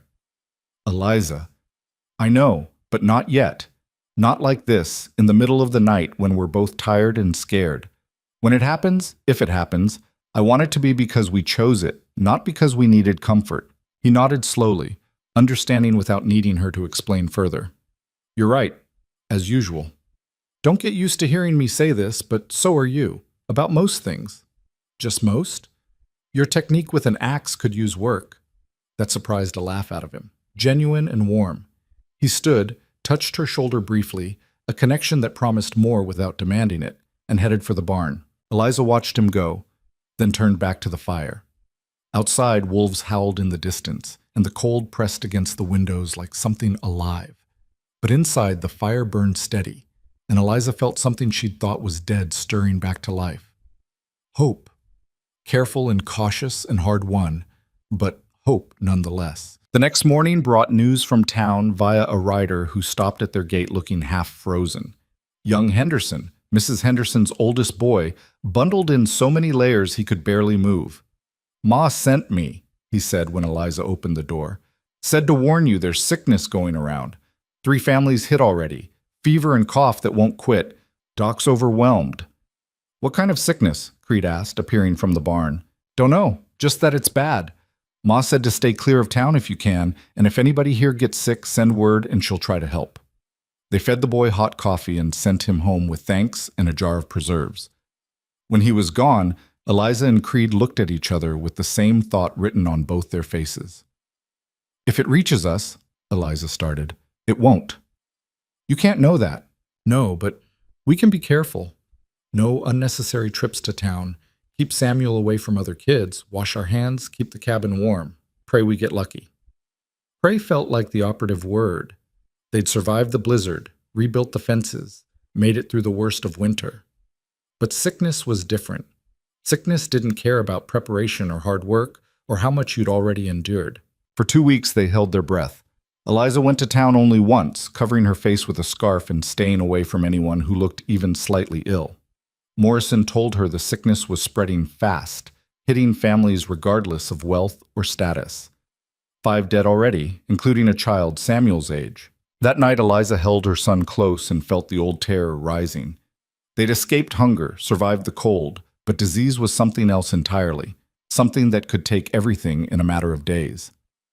Ma? Samuel's voice was muffled against her shoulder. Are we going to get sick? I don't know, baby. If we do, will Mr. Creed leave? What? No. Why would you think that? Because people leave when things get hard. You said so yourself. The words hit like a fist. Eliza pulled back to look at her son's face, seeing fear there that had nothing to do with sickness and everything to do with abandonment. I was wrong, she said firmly. Some people leave, but some people stay. And I think Mr. Creed is the staying kind. How do you know? Because he's still here, even though things have been hard since the day he arrived. Because he rebuilt our fence and fixed our roof and slept in a freezing barn during the worst storm I've ever seen. Because when I gave him every chance to leave, he chose to stay. But what if? No what ifs, not tonight. Tonight we trust that tomorrow will come, and we'll face it together, all 3 of us. Samuel nodded, but she could see he wasn't entirely convinced, and honestly, neither was she. Trust was still new, still fragile, but it was all they had. The sickness reached them on a Tuesday. Eliza woke to find Samuel burning with fever, his small body shaking despite the blankets piled on top of him. Terror hit so fast and hard she could barely breathe. Samuel, baby, can you hear me? Ma? His voice was thin, stretched. I'm cold. I know. I'm going to help you. She built up the fire, boiled water, tried every remedy she knew. Willow bark tea for the fever. Cool cloths for his forehead. Sitting with him, holding his hand. Singing songs Thomas used to sing when Samuel was small enough to fall asleep to them. Creed appeared in the doorway, took one look at the situation, and moved immediately into action. He rode to town for medicine despite the risk, came back with fever powder and instructions from the doctor who was too overwhelmed to make house calls. Doc said keep him warm, keep fluids in him, and wait it out, Creed reported. Said most folks are surviving if they're strong enough. And if they're not?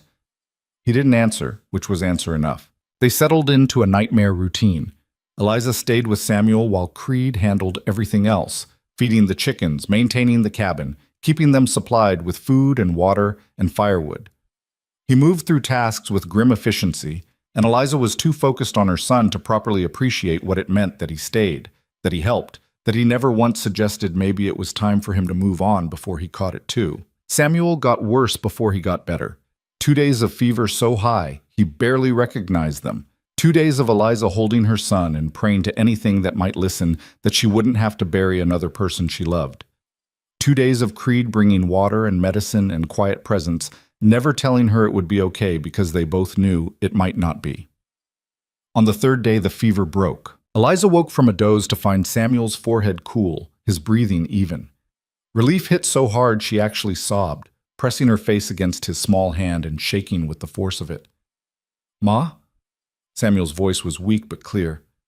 "Why are you crying?" "Because you're better, because you're going to be okay." "Was I sick?" "So sick, baby, but you're tough, tougher than the sickness." "Did Mr. Creed leave?" "No, he's been here the whole time." "Good." Samuel's eyes were already closing again, dragging him back toward the healing sleep. "Don't want him to leave ever." "Me neither," Eliza whispered. "Me neither." She found Creed outside an hour later, chopping wood with methodical precision, despite the cold and the exhaustion that showed in every line of his body. "He's better," she said. Fever broke. Creed set down the axe and turned to face her. "Thank Christ." "You look awful. Feel worse. Haven't slept in 3 days." "Neither have I." "You had reason. I was just keeping busy." She crossed the snow-covered yard to stand in front of him, close enough to see the worry lines etched deep around his eyes, the exhaustion making his hands shake slightly. "Thank you," she said, "for staying, for helping, for not running when things got bad." "Where would I go?" "Anywhere. Away from sickness and responsibility and a woman who keeps testing whether you mean it when you say you'll stay." "I mean it. I'm starting to believe you." "Good. Because I'm not going anywhere, Eliza. Not when Samuel's sick, not when things are hard, not when you give me every reason to leave. I'm staying because this is where I want to be. With you. With him. Building something that matters." She kissed him then, before she could think better of it, before caution or propriety or fear could stop her, just rose up on her toes and pressed her mouth to his, tasting snow and exhaustion and promise. He kissed her back like a man who'd been waiting for permission, his hands coming up to frame her face with a gentleness that made her chest ache. When they finally broke apart, they were both breathing hard, both shaking, both terrified and exhilarated in equal measure. "That was," Creed started. "Overdue," Eliza finished. "I was going to say unexpected." That too. They stood there in the snow, foreheads pressed together, while the world continued around them, and Samuel slept peacefully inside, and everything felt balanced on the edge of something new and terrifying and wonderful. "I love you," Creed said quietly. "Probably have for a while now, just wasn't sure I had the right to say it." "You have the right. And I—" She paused, testing the words in her mouth. They felt foreign after so long, but also true. "I love you too. I didn't want to. Tried not to. But you made it impossible not to. Sorry about that. Don't be. Just don't make me regret it. I'll do my best." It wasn't a perfect moment. They were both exhausted, dirty from 3 days of crisis, standing in snow that was slowly soaking through their boots. But it was real and honest and theirs. Samuel recovered slowly over the next week. The sickness left him weak and thin, but his appetite returned, and with it his energy and endless questions. He accepted the news that Eliza and Creed were courting. He didn't quite have the words for what they actually were to each other, with the easy adaptability of children who just wanted the adults in their lives to be happy. "Does this mean Mr. Creed will move into the house?" he asked one evening. "Eventually," Eliza said carefully, "but not right away. These things take time." "Why?" "Because grown-up relationships are complicated." "They don't seem complicated. You like him, he likes you, you want to be together. That seems simple." Out of the mouths of children. Eliza smiled despite herself. You're right. It is simple. We're just making it complicated. Then stop. If only it were that easy. But Eliza was still navigating what it meant to love someone after loss, and Creed was still learning what it meant to stay, and they both needed time to figure out how to build something together without losing themselves in the process. The town, predictably, had opinions. When word got out that Eliza and Creed were officially courting, the gossip reached new heights. Mrs. Hartwell made sure everyone knew her thoughts on widows who took up with drifters before their husbands were even cold in the ground. Never mind that Thomas had been dead for 6 months.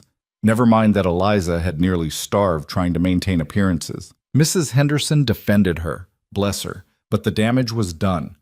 Half the town thought Eliza was a fallen woman. The other half thought she was being practical, and nobody seemed to care what Eliza herself thought about it. Let them talk, Creed said when she came home upset from another trip to town.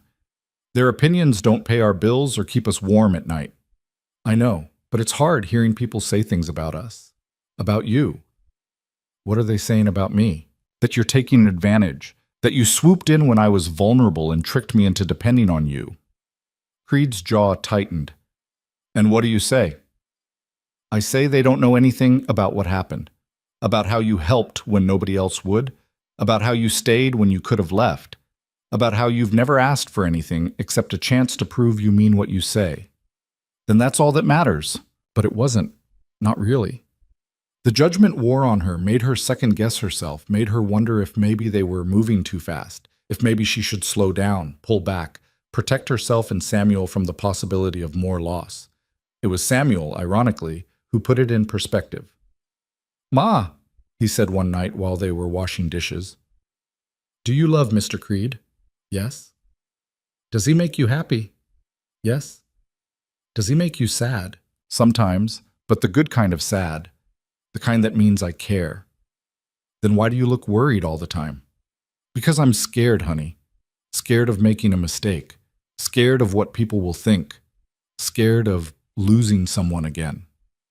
Samuel thought about that for a moment, his small face serious. Dad used to say being scared just means you care about the outcome. He said the trick was doing the thing anyway. The memory hit sharp and sweet. Thomas had said that, usually right before attempting something slightly dangerous and completely unnecessary. But he'd been right. Fear was just proof that something mattered. Your dad was a smart man, Eliza said softly. Yeah, and I think he'd like Mr. Creed. I think he'd want you to be happy, even if it was with someone else. You think so? I know so. Because Dad loved you. And people who really love you want you to be happy, even if they can't be the ones making you happy anymore. Eliza pulled her son into a hug, overwhelmed by how much wisdom could fit into such a small person. He was right. Thomas would have wanted her to be happy, would have wanted Samuel to have a good man in his life, would have understood that loving someone new didn't mean forgetting someone old. That night, after Samuel was asleep, Eliza went to find Creed in the barn. He was tending his horse, brushing the animal with slow, steady strokes. We should get married, she said without preamble. Creed's hand stilled mid-stroke. What? Married. You and me. Soon as the weather breaks and we can get into town for a license. Eliza, I know it's fast. I know people will talk even more than they already are, but I don't care anymore. I love you, you love me, and we're already building a life together. Might as well make it official. Are you sure? Because if you're doing this because of what people are saying, I'm doing this because I'm tired of being afraid. Tired of holding back because of what might happen or what people might think. You've proven yourself 100 times over. You've stayed through sickness and storms and every kind of hardship. You've been a father to Samuel without trying to replace Thomas. You've been a partner to me without demanding I be anything except myself. Creed set down the brush and crossed the barn to stand in front of her. Those are good reasons, but I need to know. Are you marrying me because you want to or because it's practical? Both. Is that allowed? I don't know, is it? It better be, because I want you, and I want the life we're building, and I want to stop sneaking kisses like we're doing something wrong when we're doing the most right thing I've done since Thomas died. He kissed her then, deep and thorough and full of promises that didn't need words. When they finally broke apart, they were both breathing hard and grinning like fools.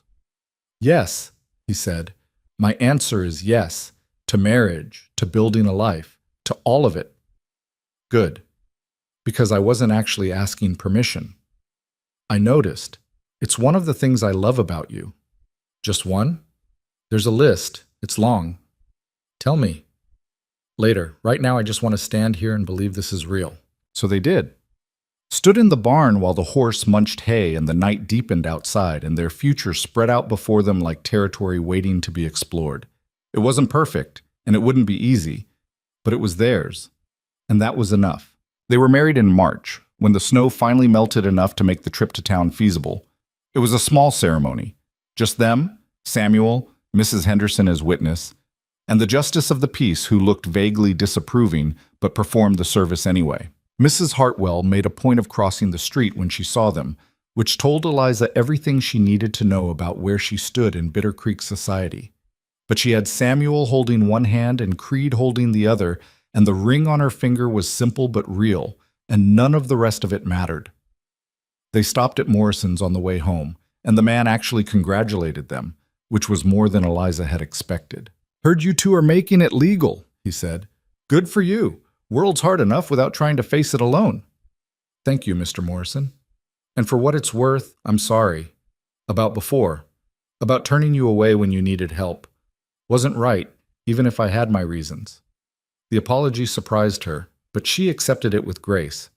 Holding on to anger took energy she didn't have anymore. The ride home was quiet, all three of them squeezed onto the wagon seat, watching the mountains turn pink in the setting sun. Samuel fell asleep against Eliza's side, and she leaned into Creed's shoulder, feeling the solid warmth of him and thinking about how much had changed in 4 months. 4 months ago, she had been alone and starving and convinced she'd have to give up the homestead. Now she had a husband who knew how to fix things, a son who was learning to hope again, and a future that looked like something more than just survival. It wasn't perfect. The work was still hard, the money still tight, the town still judgmental.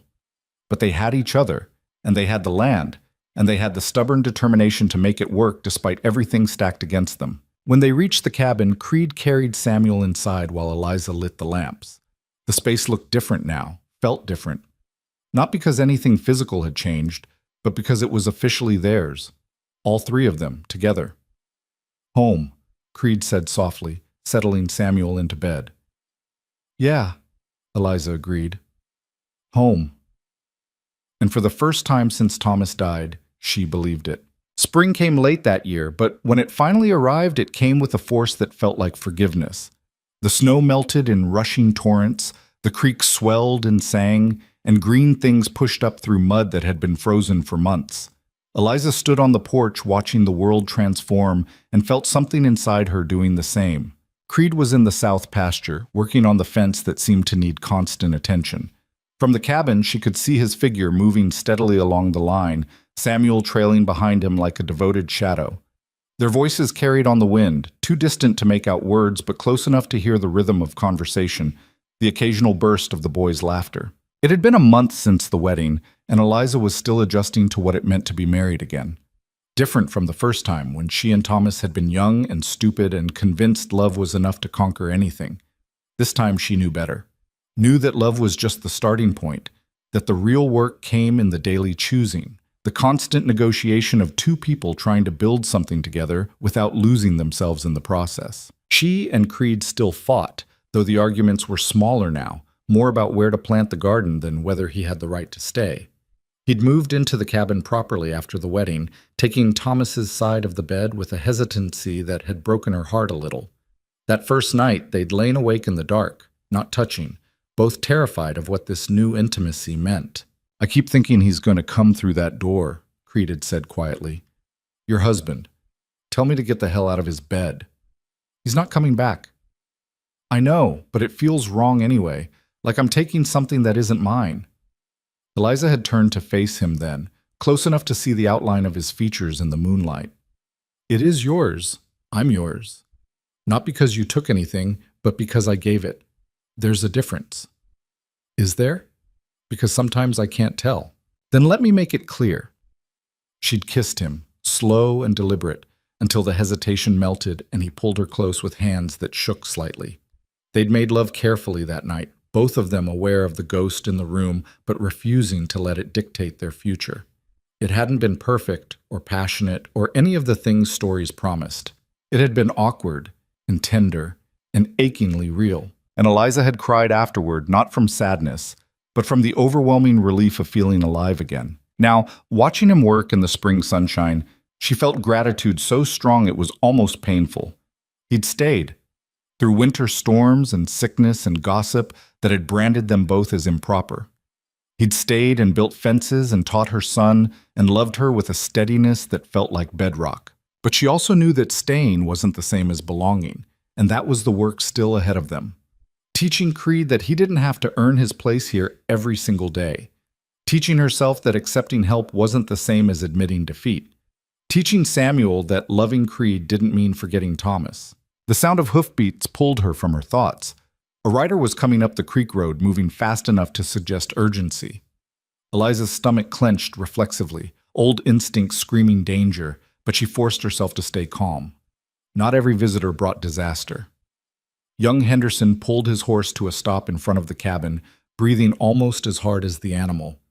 "Mrs. Creed," he said, and the name still felt strange in her ears. "Ma sent me. There's trouble in town." "What kind of trouble?" "Fire. Started at the Mercantile, spread to 3 other buildings before they got it under control. Morrison's asking for help. Anyone who can spare labor or supplies." Eliza's first instinct was to say no. Morrison had turned her away when she needed help, and the town had judged her for accepting it from someone else. Let them handle their own problems. But then she thought about Mrs. Henderson, who'd defended her, about the families with children who hadn't chosen to be part of the judgment, about how being better than the people who'd hurt you meant acting better, not just talking about it. "Tell Morrison we'll come," she said. "Give us an hour to gather what we can spare." Henderson nodded and rode off, and Eliza went to find Creed. He was halfway through replacing a post, Samuel handing him tools with the focused attention of someone learning a trade. "Town's on fire," she said without preamble. "Well, parts of it. Morrison's asking for help." Creed's hand stilled on the post. "You want to go?" "I think we should. Don't you?" "Wasn't sure. Morrison didn't exactly treat you well." "No. But this isn't about Morrison. It's about being the kind of people who help when there's need, regardless of whether we were helped when we needed it." Something shifted in Creed's expression, approval mixed with understanding. "All right. What do we have that we can spare?" They took stock quickly, extra blankets they'd accumulated over winter, food that would travel well. The lumber Creed had been saving for a new chicken coop. It wasn't much, but it was honest, and it was given freely. Samuel wanted to come, but Eliza put her foot down. "Too dangerous. Fire might not be completely out. But I want to help. You can help by staying here and watching the place, making sure the chickens are fed, the fire's banked properly. That's important work, too." "It's not the same." "No," Creed agreed, kneeling to Samuel's eye level. "But it's necessary. Someone's got to hold down the fort, and that's one of the most important jobs there is. You think you can handle it?" Samuel's chest puffed out slightly. "Yes, sir." "Good man. We'll be back before dark." They rode into town with the wagon loaded, both of them quiet with their own thoughts. Eliza wondered what they'd find, whether the damage was as bad as Henderson had suggested, whether Morrison would even accept their help, or if pride would make him refuse. Bitter Creek looked like a war zone. The Mercantile was a skeleton of charred beams and collapsed roof. The buildings on either side were damaged but standing, and people were everywhere, hauling water, clearing debris, trying to salvage what could be saved from the ruins. Morrison stood in the middle of it all, directing traffic with a face like granite. When he saw Eliza and Creed pull up with their wagon, something complicated crossed his features. "Mrs. Creed, didn't expect to see you." "Heard you needed help," Eliza said simply. "After the way I treated you." "After the way you treated me, I could stay home and feel justified about it. Or I could come help anyway and be the kind of person I want to be instead of the kind of person you were to me. I'm choosing the second option." Morrison's throat worked, and for a moment Eliza thought he might actually apologize properly. Instead, he just nodded. "Appreciate it. We need all the hands we can get." They worked through the afternoon, Eliza joining the women organizing supplies and temporary shelter, while Creed helped tear down the parts of the Mercantile that were too damaged to save. It was hard, dirty work, and the whole town smelled like smoke and loss. Mrs. Hartwell was there, of course, organizing the church ladies with military precision. When she saw Eliza, her mouth thinned into a disapproving line, but she didn't say anything, probably because she needed the help too badly to refuse it. It was Mrs. Henderson who finally broke the ice, pulling Eliza aside while they were sorting blankets. "Thank you for coming. Means a lot, especially given how some folks have treated you. Can't let people freeze because their neighbors are judgmental." "No, but you could, and nobody would blame you." Mrs. Henderson lowered her voice. "I heard what Morrison said about appreciating it. That's as close to an apology as you're likely to get from him." "I know, it's enough." "Is it? Because you deserved better than what this town gave you." "Maybe. But holding on to anger about what I deserve doesn't keep me warm at night. Moving forward does." Mrs. Henderson smiled at that, sad and knowing. "You're a better woman than most, Eliza Creed." "Not better, just tired of being bitter." They worked until sunset, when Morrison finally called a halt. The mercantile was a total loss, but the other buildings were salvageable, and nobody had died. In the scheme of things, it could have been much worse. Morrison approached Eliza and Creed as they were loading up to leave. "I wanted to say—" He paused, clearly struggling. "What I did last fall, turning you away when you needed credit. That was wrong. I had my reasons, but they weren't good enough. And I'm sorry." It was more than Eliza had expected. "Thank you. That means something." "Does it? Because I feel like sorry doesn't cover it." "No," Creed said, speaking up for the first time. "But it's a start. And starts matter, even when they come late." Morrison nodded, shook Creed's hand, and walked away looking like a man who'd learned something difficult about himself. Eliza and Creed climbed onto the wagon and headed home through the gathering dusk. "You were right to come," Creed said after they'd gone a mile in silence. "I know. Not usually this confident. I'm learning. Slowly, but learning." "Learning what?" "That being strong doesn't mean carrying everything alone. That accepting help doesn't make you weak. That giving help, even to people who didn't help you, is how you break cycles instead of continuing them." Creed reached over and took her hand, calloused palm against calloused palm. "Where'd you get so wise?" "From making enough mistakes to finally figure out what actually matters." They rode the rest of the way home in comfortable silence, and when they arrived, Samuel ran out to meet them with news that the chickens were fed and the fire was perfect, and he'd been responsible the whole time. "Proud of you," Creed told him, ruffling his hair. "You held down the fort like a pro." "Really?" "Really. Couldn't have done better myself." Samuel glowed under the praise, and Eliza felt her heart swell watching them together. This was her family now. Imperfect, patched together from loss and necessity and stubborn hope, but family nonetheless. The weeks that followed were busy with planting season. Creed broke ground for a larger garden than Eliza had attempted before, turning soil that had been fallow since Thomas died. They planted beans and squash and corn, potatoes and carrots and herbs. Samuel helped, learning to tell the difference between seedlings and weeds, learning patience as they waited for green shoots to appear. "Nothing yet," he reported every morning, checking the garden like it might have grown overnight. "Give it time," Creed would say. "Good things rarely come fast." "How long?" "As long as it takes." It was a lesson in trust, Eliza realized. Planting seeds you couldn't see anymore, trusting they'd grow, waiting for results that might not come. Not unlike building a life with someone, really. You put in the work, had faith in the process, and hoped that what grew would be worth the waiting. The town slowly rebuilt. Morrison opened a temporary mercantile in the old saloon building, and life continued its relentless forward march.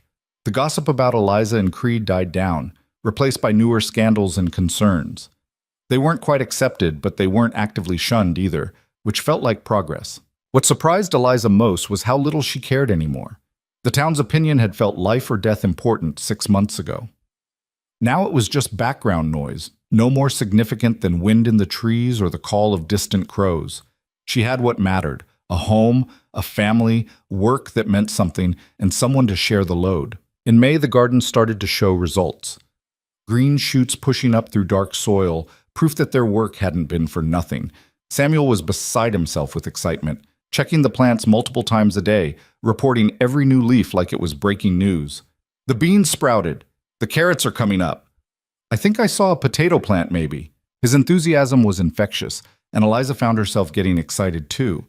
Not just about the garden, but about what it represented: sustainability, self sufficiency, a future that didn't depend on the charity of others or the whims of town merchants. Creed built a new chicken coop with the lumber they hadn't donated to the fire relief, and they bought 3 more hens from the Hendersons. The flock was small but productive, giving them eggs enough to eat and some to sell. Small victories, but they added up. June brought the first real test of their new life. A letter arrived from Creed's sister, forwarded through 3 different addresses before finally finding him. Eliza watched him read it on the porch, his face doing complicated things she couldn't interpret. "Everything all right?" she asked when he finally looked up. "My mother's dying. Cancer. Sister says it's weeks, maybe days." Eliza's heart sank. "You need to go." "I know." "Then why do you look conflicted?" "Because going means leaving you and Samuel, and I promised I wouldn't do that." "You promised you wouldn't leave permanently. This is different. This is family needing you, and you should go." "But—" "No buts. Your mother is dying, Creed. You need to be there. Say goodbye, make peace, whatever you need to do. We'll be here when you get back." "You're sure?" "I'm sure. And so are you, or you wouldn't look so torn." He left 2 days later, kissing her hard enough to bruise, making Samuel promise to take care of his mother, promising he'd be back as soon as he could. Eliza watched him ride away and felt the old fear rising. What if he didn't come back? What if his sister convinced him to stay? What if the pull of his old life was stronger than the pull of this new one? But she pushed the fear down and got back to work. There was a garden to tend, chickens to feed, a son to raise. Life didn't stop just because you were scared. Samuel asked about it the first night Creed was gone, both of them sitting at the table with empty chairs that felt too loud. "Is he coming back?" "Yes." "How do you know?" "Because he said he would, and I trust him." "But what if—" "Samuel." Eliza reached across the table and took her son's hand. "I know you're scared.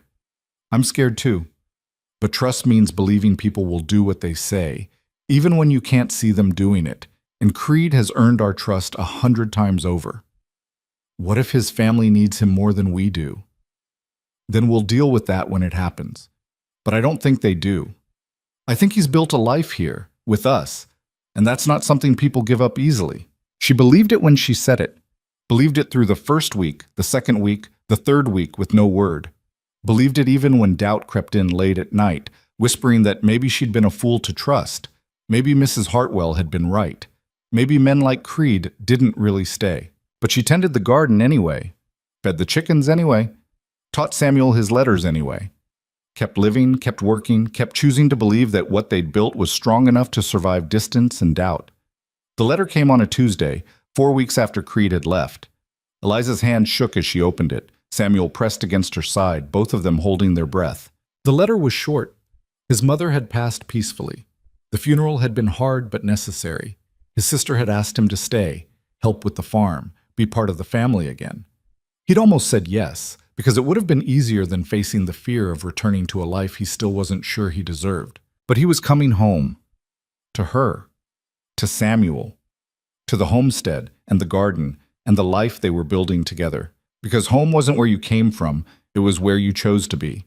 And he'd chosen them. He'd be back by the end of the week. Eliza read the letter 3 times, then pressed it to her chest and cried.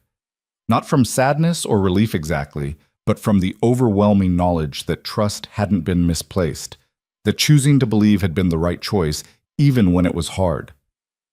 "He's coming back," Samuel said, reading over her shoulder. "He is." "I knew he would." "Did you?" "Yeah. Because he loves us. And people who love you don't leave just because something else is easier." Eliza pulled her son close, marveling again at how much wisdom lived in such a small body. He was right. Love wasn't about easy. It was about choosing difficult, over and over, because the person on the other side of difficult mattered more than comfort. Creed returned on Saturday, looking thinner and more tired than when he'd left, but also lighter somehow, like he'd set down a burden he'd been carrying for years. He swept Samuel up in a hug that lifted the boy off his feet, then turned to Eliza with eyes that said everything words couldn't. "I'm home," he said simply. I know. I almost wasn't. Almost convinced myself that staying there made more sense. But you didn't. No. Because sense isn't the same as right. And coming back here, to you, to Samuel, to this place, that's right in a way that staying never could have been. She kissed him there in the yard, with Samuel making disgusted noises, and the chickens clucking their disapproval, and the garden growing wild behind them. Kissed him like a promise, like a welcome, like proof that some things were worth waiting for. That night, after Samuel was asleep, they lay in bed and Creed told her about his mother's death, about the funeral, about his sister's surprise at him having built a life somewhere, about choosing to come back even when staying would have been easier, because easy wasn't what he wanted anymore. He wanted real and messy and hard-won. He wanted this. "I'm proud of you," Eliza said quietly, "for going, for coming back, for all of it. Wasn't sure I'd make the right choice, but you did, and that matters." They made love that night with an intensity that came from separation and reunion, from the knowledge that they'd both chosen this deliberately, consciously, without the excuse of necessity or convenience. And afterward, lying in the dark with his heart beating steady against her back, Eliza felt something she'd thought was lost forever. Peace. Not the absence of struggle, but the presence of purpose. The knowledge that they were building something worth building, together. Summer deepened, and the garden flourished beyond anything Eliza had imagined. The beans climbed their poles in green cascades. The squash sprawled across half the plot, and the corn stood tall and promising. They'd have food for the winter, real food, grown by their own hands on their own land. Samuel turned 7 in July, and they celebrated with a cake made from precious flour and a new whittling knife from Creed. The boy was growing taller, filling out, looking less like the half-starved child of winter and more like someone who'd never known real hunger. "Make a wish," Eliza told him, lighting the single candle they could spare. Samuel closed his eyes, thought hard, then blew. When he opened them again, he was grinning. "What'd you wish for?" Creed asked. "Can't tell. It won't come true." "Fair enough." But later, when Eliza was tucking him into bed, Samuel whispered it to her. "I wished that we could always be like this, all three of us. Happy." Eliza's throat closed up. "That's a good wish, baby.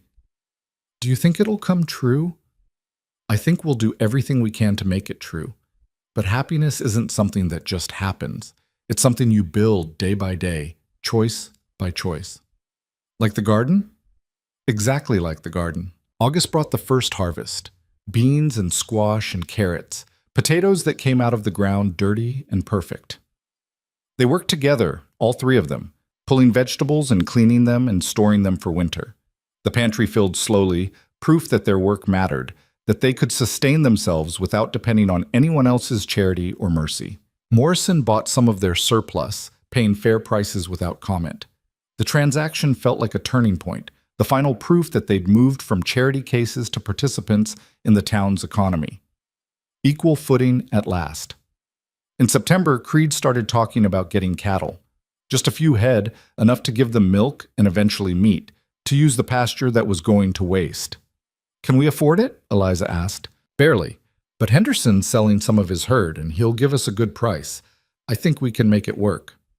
"What do you think, Samuel?" Eliza turned to her son. "Should we get cattle?" Samuel's eyes went wide. "Really? I can help decide?" "It affects all of us." "So yes, you get a say." "Then yes, definitely yes." They bought 3 cows in October, and Samuel named them all within the first hour. Bessie, Molly, and Rose. Creed taught him to milk, to care for them, to read the signs of sickness or distress. The boy took to it like he'd been born for it, patient and gentle in ways that made Eliza's heart ache with pride. Winter came again, as it always did, but this time they were ready. The pantry was full, the wood was stacked, the fences were strong. They had food and fuel in each other, and when the first snow fell in November, Eliza watched it from the porch without fear. Creed came to stand beside her, his arm sliding around her waist like it belonged there, which it did. "You're smiling," he observed. "I am." "Why?" "Because a year ago I was terrified of winter, afraid I wouldn't be able to keep Samuel alive, wouldn't be able to survive on my own.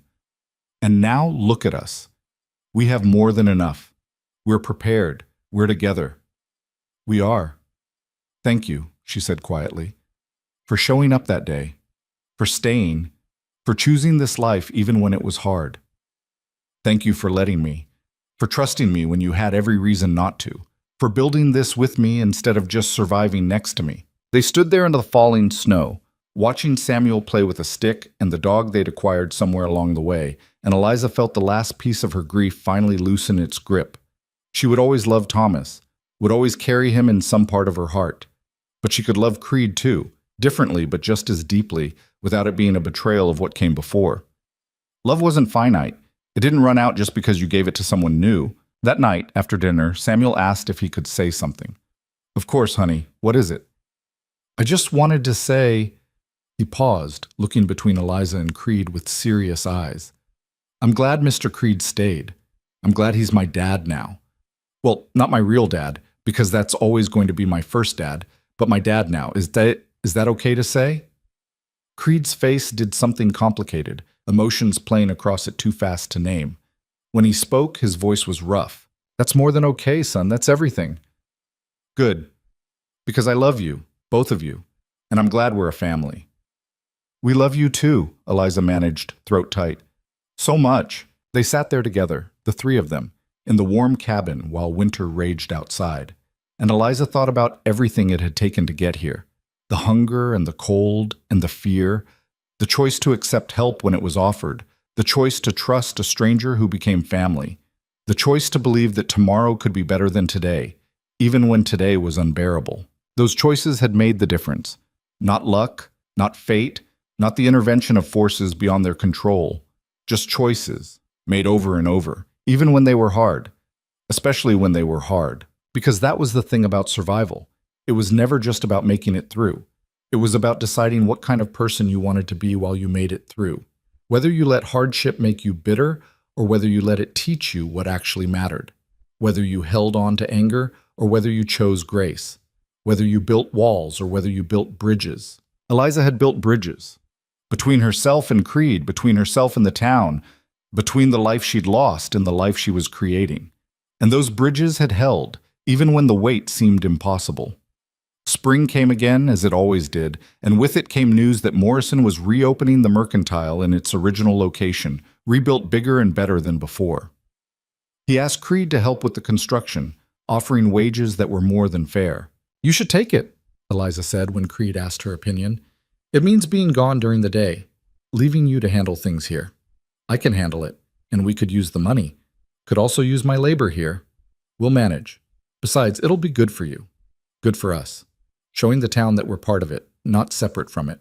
So Creed took the job, and Eliza managed the homestead with Samuel's help. It was hard work, but no harder than what she'd done alone the previous year.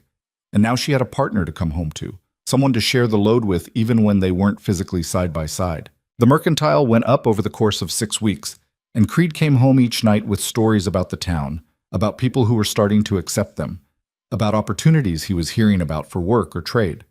They were becoming part of the fabric of Bitter Creek, no longer outsiders, but neighbors. When the Mercantile opened in June, Morrison made a point of thanking Creed publicly, praising his work ethic and skill. It was a small thing, but it mattered. Acceptance, finally, after a year of judgment and suspicion. That summer, Eliza found out she was pregnant.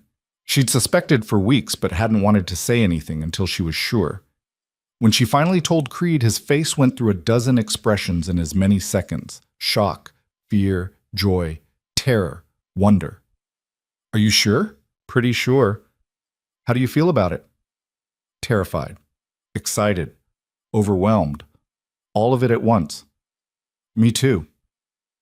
They sat together in the gathering dusk, hands clasped, facing a future that had just expanded in ways neither of them had anticipated. A baby. A new life. A symbol of everything they'd built together. What are we going to tell Samuel? Creed asked finally. The truth. That he's going to be a big brother. That our family is growing. That love multiplies. It doesn't divide. They told him the next morning, and Samuel's reaction was everything Eliza could have hoped for. Pure, unfiltered joy. He was going to be a big brother.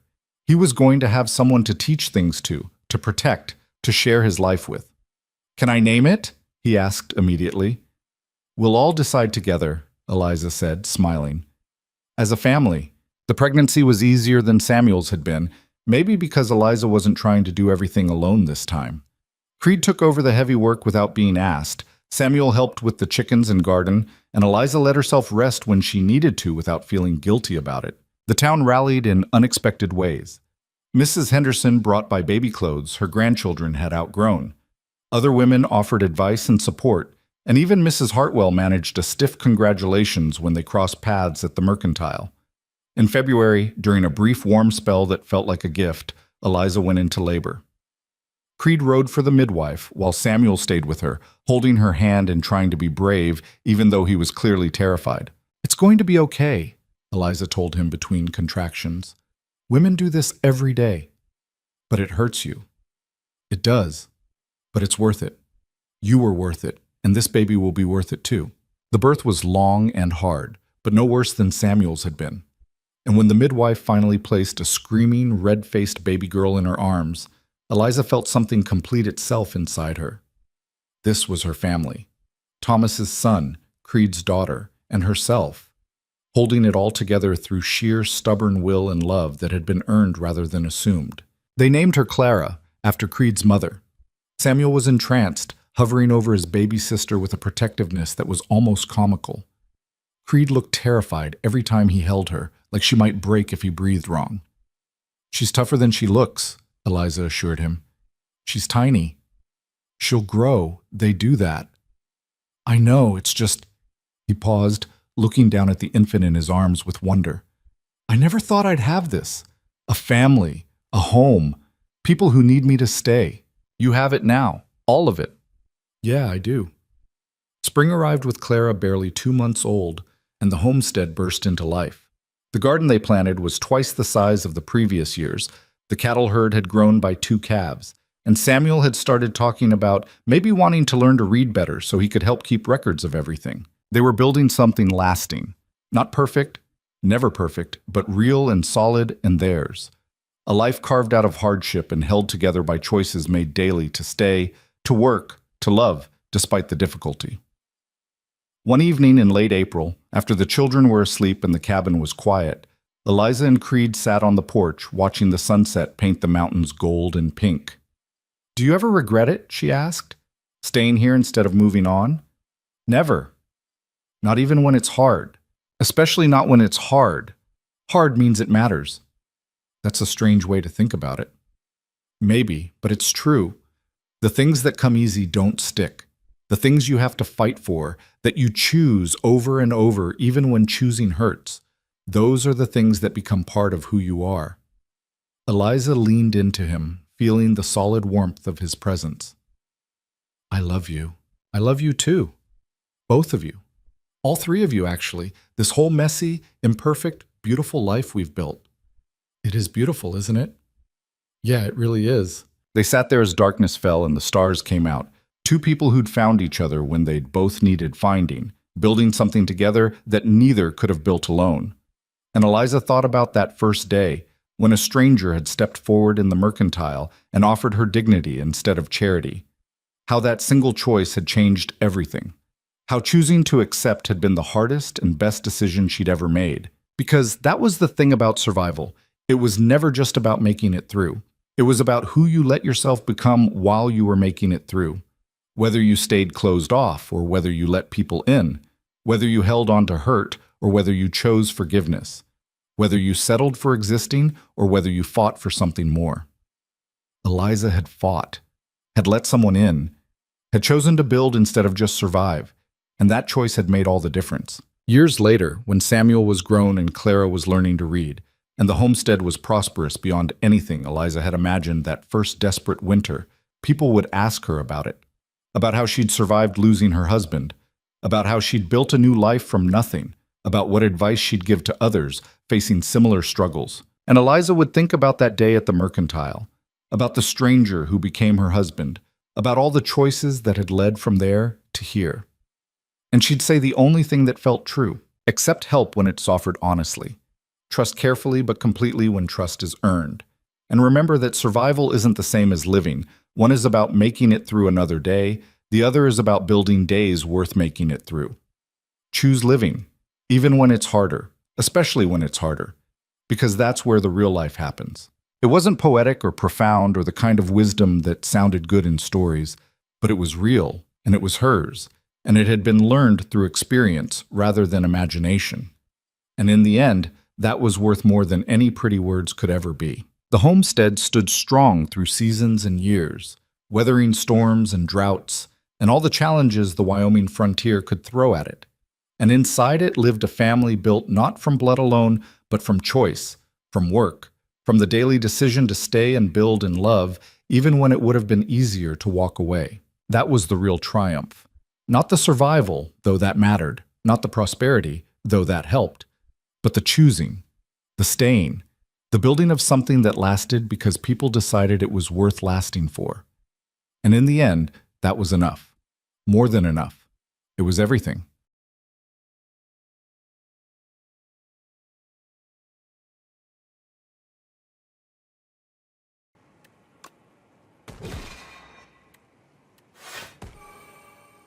All right. I'm actually doing okay right now. See it all in 3D, or and moving back to you, back to you. It's so gay off that Nami support. You're actually going fucking insane. I'm doing what I can. You just have no His name was law. Adil. TSA already clocking his ass. True. Look how useful enlightenment is. Oh my god, Chef. Fuck you. Where are you going? Minnesota. I'll be at the game tomorrow. Are you taking Trevi with you? I heard you were taking Trevi. Is that true? Why did I not? Whatever. I think I'm about to get It's eaten. dead. It's dead. Oh, okay, GG. I feel like I did pretty good there. Yeah, you went crazy. Oh, do I take Big Bang? It's literally free. Huge. Which one do we think? Racing would be huge. Chef, which one? I'm giving him Airhead. It's like Roadhead, but an airplane. No, because Trevi lost his ticket for the game in Texas. Oh, damn. Big Bang. Bisexual Bang. Baby. Bisexual bang. Baby. Back to you. Oh, this guy can give you some good shit. Please hold, I'm doing something. Need that baby.